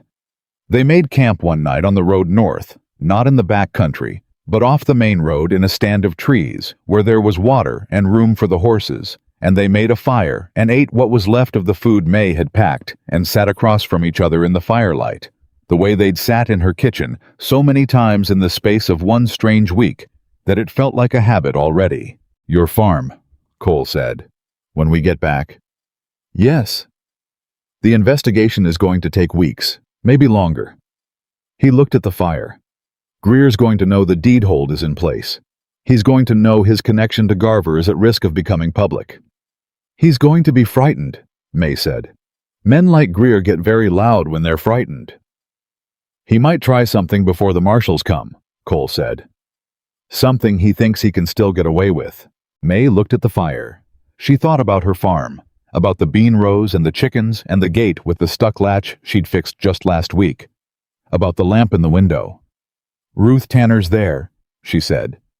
"She's more capable than any man Greer would send." "Ruth Tanner won't be there indefinitely." "No." Mae looked at him across the fire. "Are you saying you want to stay?" The fire crackled. Cole looked at her directly. "I'm saying," he said carefully, "that I have no particular reason to go back to the mountains right now. The horses need a real rest. The investigation may need me in the area." He held her gaze. "And your fence on the south end needs work. I saw it when we left." Mae looked at him. "You saw my fence," she said. "It needs 2 new posts and the wires come loose in at least 3 places. And you want to fix my fence?" "Among other things," he said. The fire between them was low now, mostly coals, and the night was very quiet. In the way the open country was quiet with a depth to it that city quiet never had. Mae looked at the coals. She thought about the chair at her kitchen table that had started to feel like his. About the 2 silver dollars in her apron pocket, the second one scratched with her initial, the one he'd left when he thought he was leaving for good. About the way she'd made stew for 2 out of habit for 3 years, and the first night she actually used both bowls. She thought about Thomas saying water always finds its way. She looked up at Cole. "The barn's got a clean stall," she said. "You know where the hay is." He looked at her. "For now," she said. "Until we figure out what comes next." "Until we figure out what comes next," he said. It wasn't a declaration. It wasn't a promise with ribbons on it. It was a man and a woman who had both survived hard things sitting across a fire and agreeing to stop running in opposite directions, which was not romantic by any conventional measure and was the most honest thing Mae Calhoun had felt since Thomas died. She banked the fire. She rolled her blanket out and lay back and looked at the sky. The same sky she'd looked at 2 nights ago with the stars huge overhead. Except now, she wasn't trying not to lean into anything. Now, she was just looking at the stars. Beside her, not close the appropriate distance of 2 people who were being careful, Cole lay on his back with his hat over his face, and his breathing slowed and steadied, and Mae listened to it until her own did the same. In the morning they rode north, toward home. Both of them. They came back into Carver's Bluff on a Thursday morning, and the town noticed. Mae had not expected otherwise.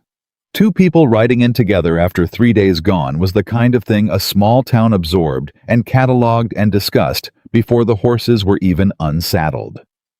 She held her head straight and rode at a steady pace down the main street and did not look at anyone in particular, which was the same thing she'd been doing for 3 years, and she was very good at it.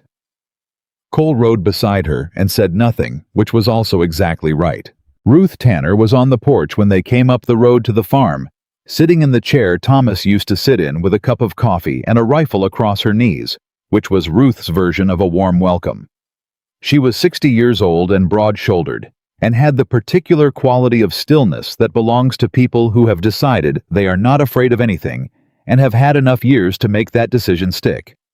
She looked at Mae. She looked at Cole. She looked at the horses.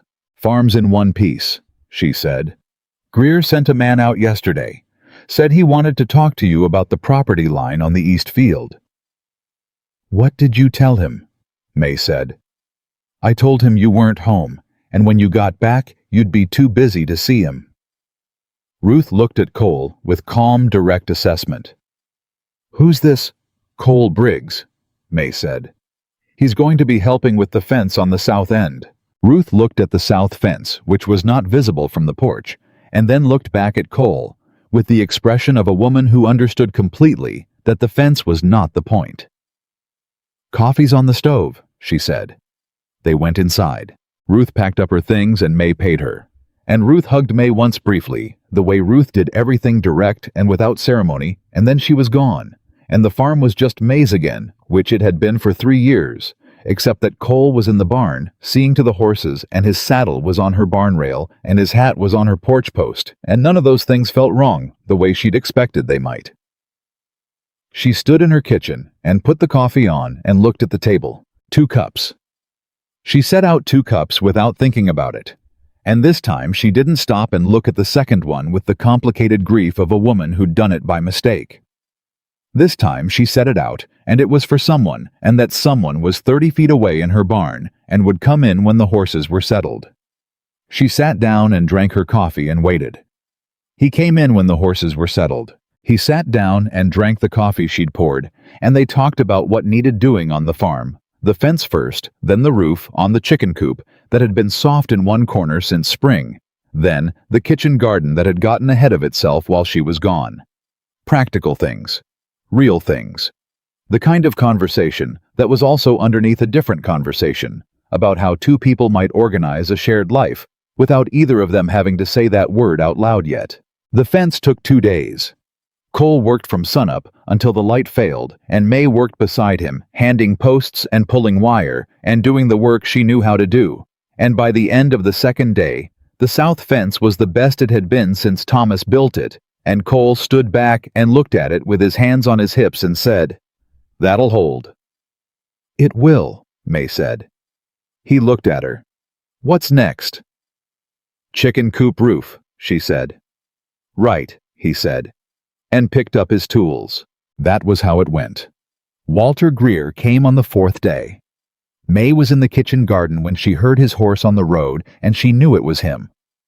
The same way she always knew a particular dread that had become as familiar as weather over 2 years. The kind of dread that makes your jaw tight without your permission. She stood up and did not brush the dirt off her hands. Greer came through the gate in his good coat, with his silver watch chain catching the morning light and his indulgent smile already in place. He had a man with him riding just behind, not one of the 3 from the night road, a different one, younger, with the soft look of someone hired for presence rather than competence. Mae watched them come across the yard. Cole came around the corner of the barn. He'd heard the horses too. He stopped and stood with his arms at his sides and said nothing. Just watched, and his watching had a quality to it that made the young man behind Greer's horse shift in his saddle. Greer looked at Cole. Something moved in his eyes, not quite recognition, but close. He'd been looking for Cole for a week. He knew the gray horse.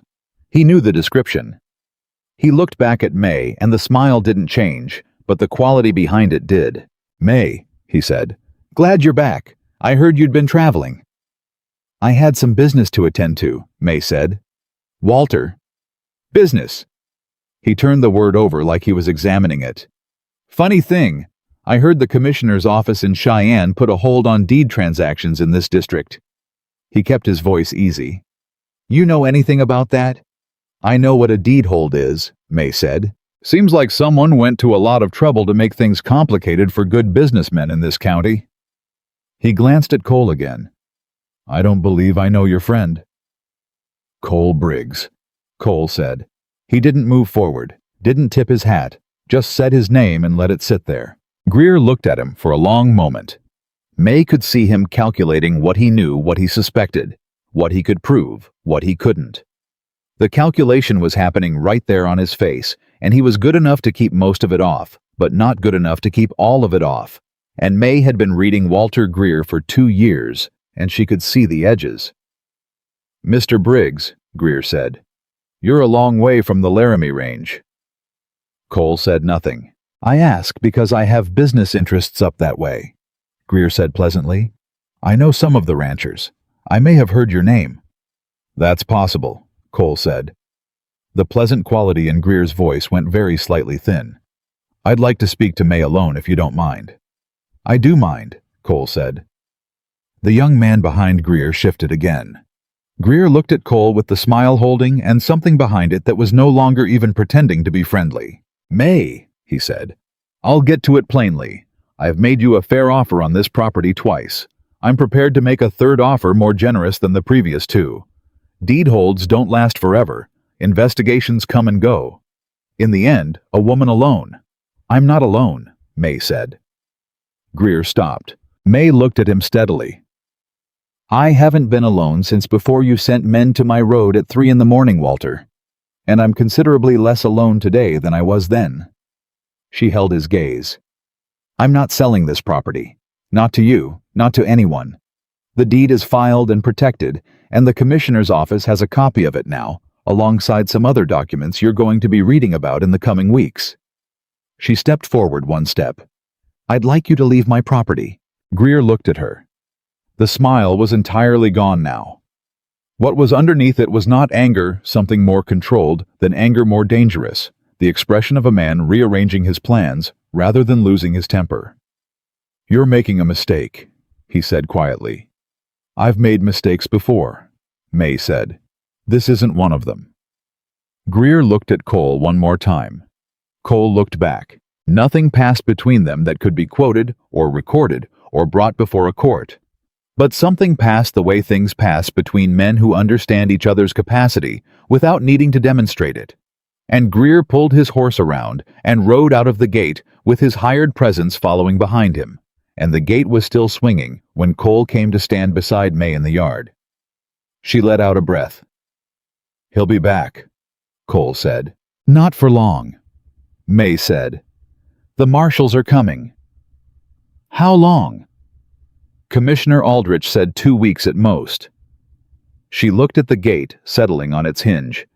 2 weeks is nothing. I've waited 3 years. Cole looked at her profile. "You didn't flinch," he said.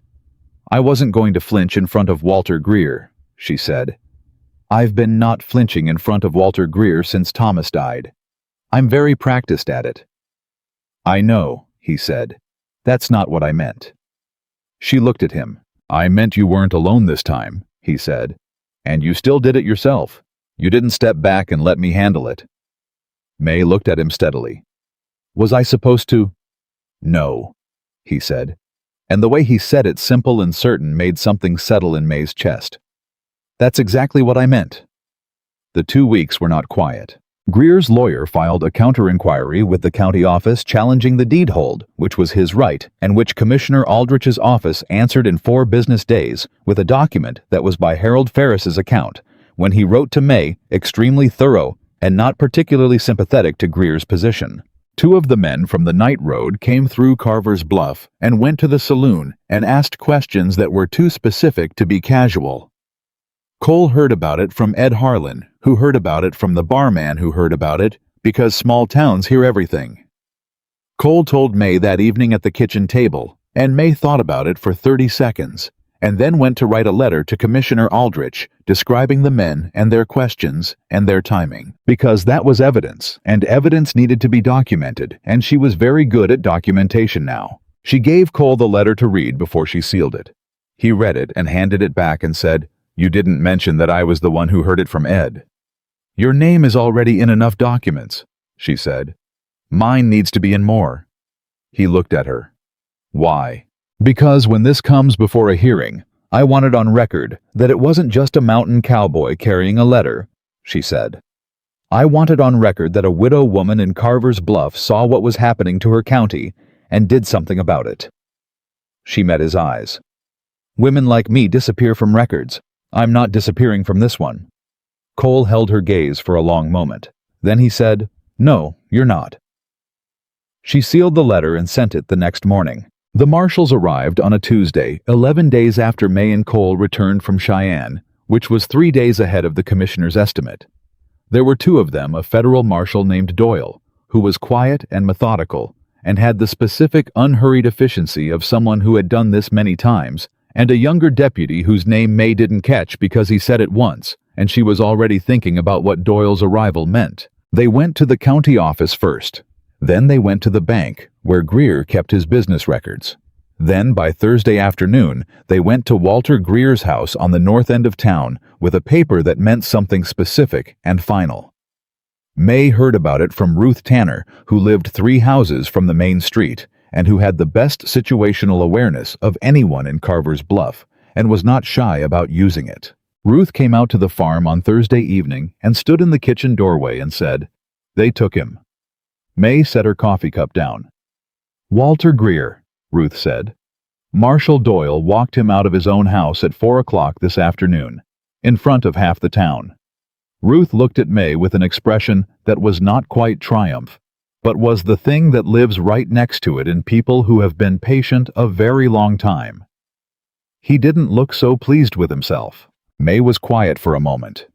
Cole was at the table, and he didn't say anything either, and the 3 of them stood in the kitchen in the particular silence of people absorbing the end of something they'd been braced against for so long that the absence of it had its own weight.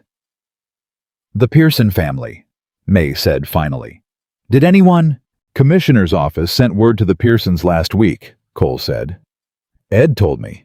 They're in Colorado now. Whether they come back for the hearing—" He paused. "That's their choice to make." "The Marchettis," Mae said. "Still looking," Cole said. Aldrich has men on it. Mae nodded. She looked at the kitchen table, at the 2 cups, at the lamp burning in the window the way it always burned, the way she'd been burning it since Thomas died every night without exception. Is it over? Ruth said. The part we could do, Mae said. Yes. Ruth left after another cup of coffee, and Mae and Cole sat at the table in the quiet that was left behind. It was a different quiet than the one Mae had lived in for 3 years. Not the quiet of a house with one person in it. Something else. Something with a different texture. I need to tell you something, Cole said. Mae looked at him. He had both hands around his cup, and he was looking at it, which was how she'd come to know he was going to say something that mattered to him. He looked at his hands when things mattered. I'm not going back to the mountains, he said. Mae was very still. Not permanently, he said. I need to go up once. Close down the cabin properly. Bring the horses down that are still up there. I can't just leave it. He looked up. But I'm not going back to stay. What changed? She said, though she suspected she knew. You asked me that on the road, he said. What changed? And I said until it isn't meaning until being alone stopped being enough. He held her gaze. It stopped being enough before I came through your gate. I just didn't have anywhere to go instead. He was quiet for a moment. Now I do. If that's... He stopped. Tried again. If you want that. Mae looked at him across the table. She thought about the second cup. About the barn with the clean stall. About his hat on her porch post that she had not moved once in 11 days. About the south fence that would hold through 10 winters.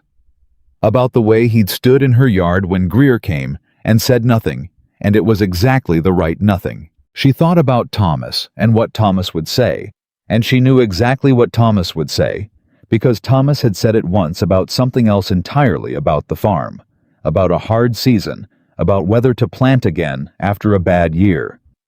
He'd said, "Water always finds its way, Mae. You just have to stop blocking the channel."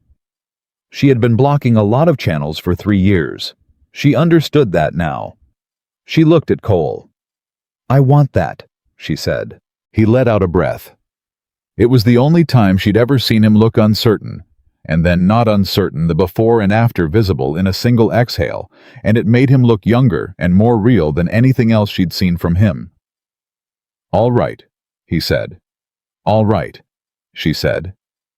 They sat there for another minute, just being in the same room with what had been said, which needed a minute, because some things need to breathe before you move them. Then Mae said, "The cabin in the mountains. How long to close it properly?" "A week," he said. "Maybe 10 days if the weather turns." "Then go," she said. "Go and come back." He looked at her. "You're not worried I won't," he said. "No," she said simply.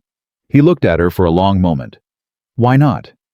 "Because you came back from the Henderson Spring," she said. "You could have kept riding. You turned back." She held his gaze. Men who turn back once turn back again. That's who they are. Cole looked at her with the expression she had never fully learned to look at, straight on, the one that was too much and too honest and aimed entirely at her. "I'll be back in 10 days, he said. "I'll have the stall ready," she said.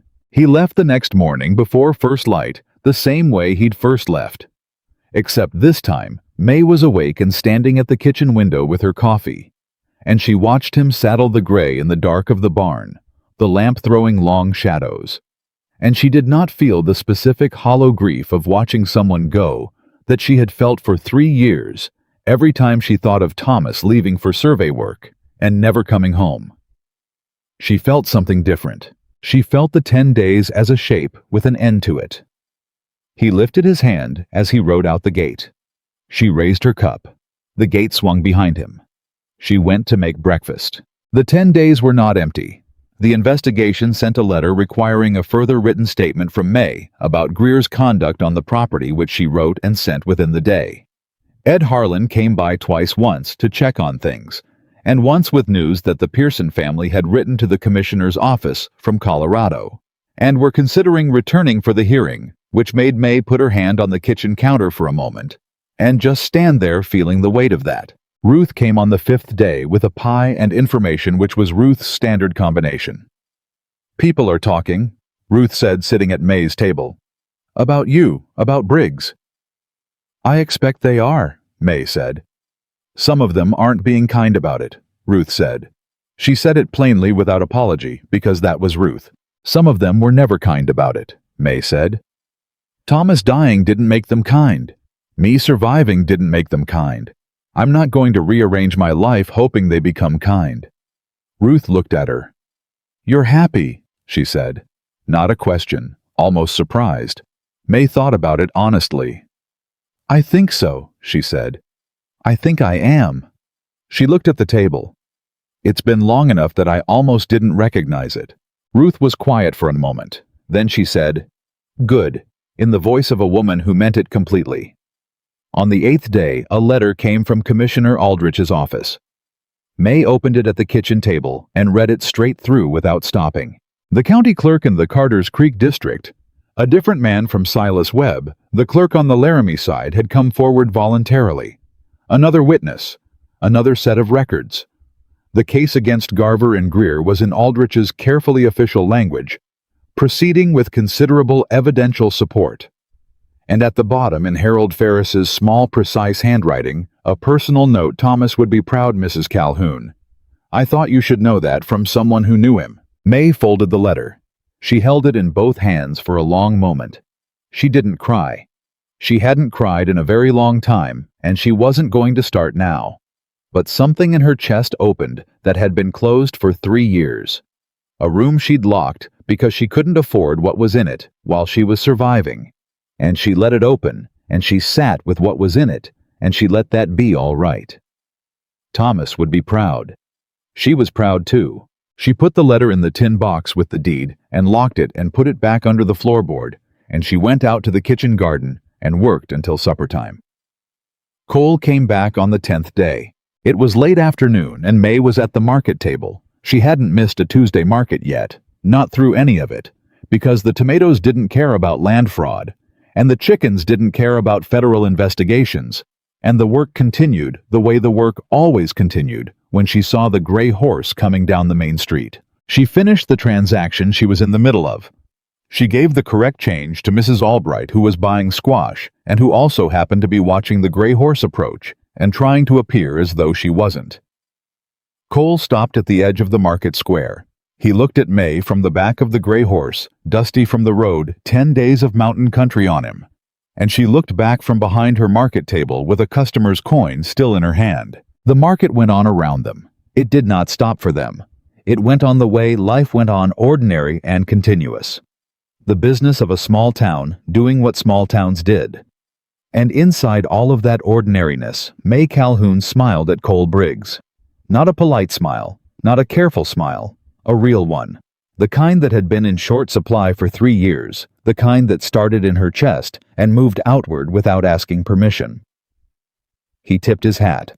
One of the women near Mae said something to another woman in a low voice, and Mae didn't hear what it was and didn't care.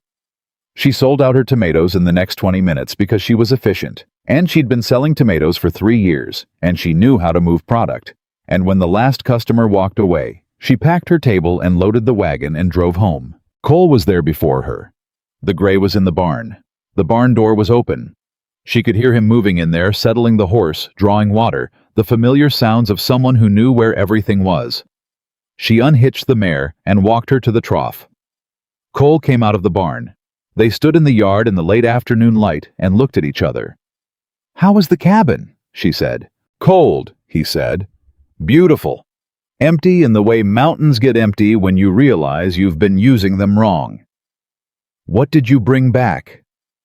He went to the gray and reached into the saddlebag and came back with something that he held out to her. It was a flat piece of stone, smooth and dark palm-sized, with a natural stripe of white quartz running through the middle of it. The kind of thing you pick up off a mountain trail because it catches your eye and you can't leave it.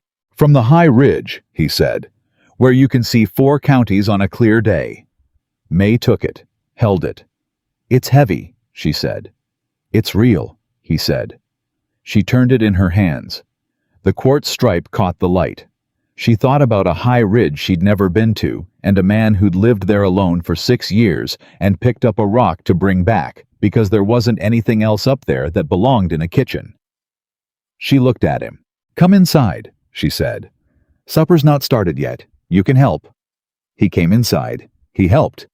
He was not a skilled cook, he said as much apologetically when he managed to oversalt the potatoes, and Mae stood at the stove and said, "Thomas couldn't cook either. I think it must be a quality in men worth keeping." Cole laughed.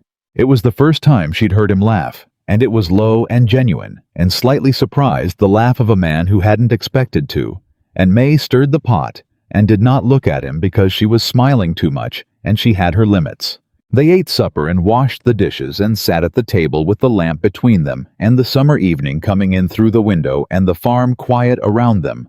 And at some point the conversation slowed and then stopped, and they just sat in the quiet together, which was entirely different from sitting in the quiet alone. Mae looked at the lamp.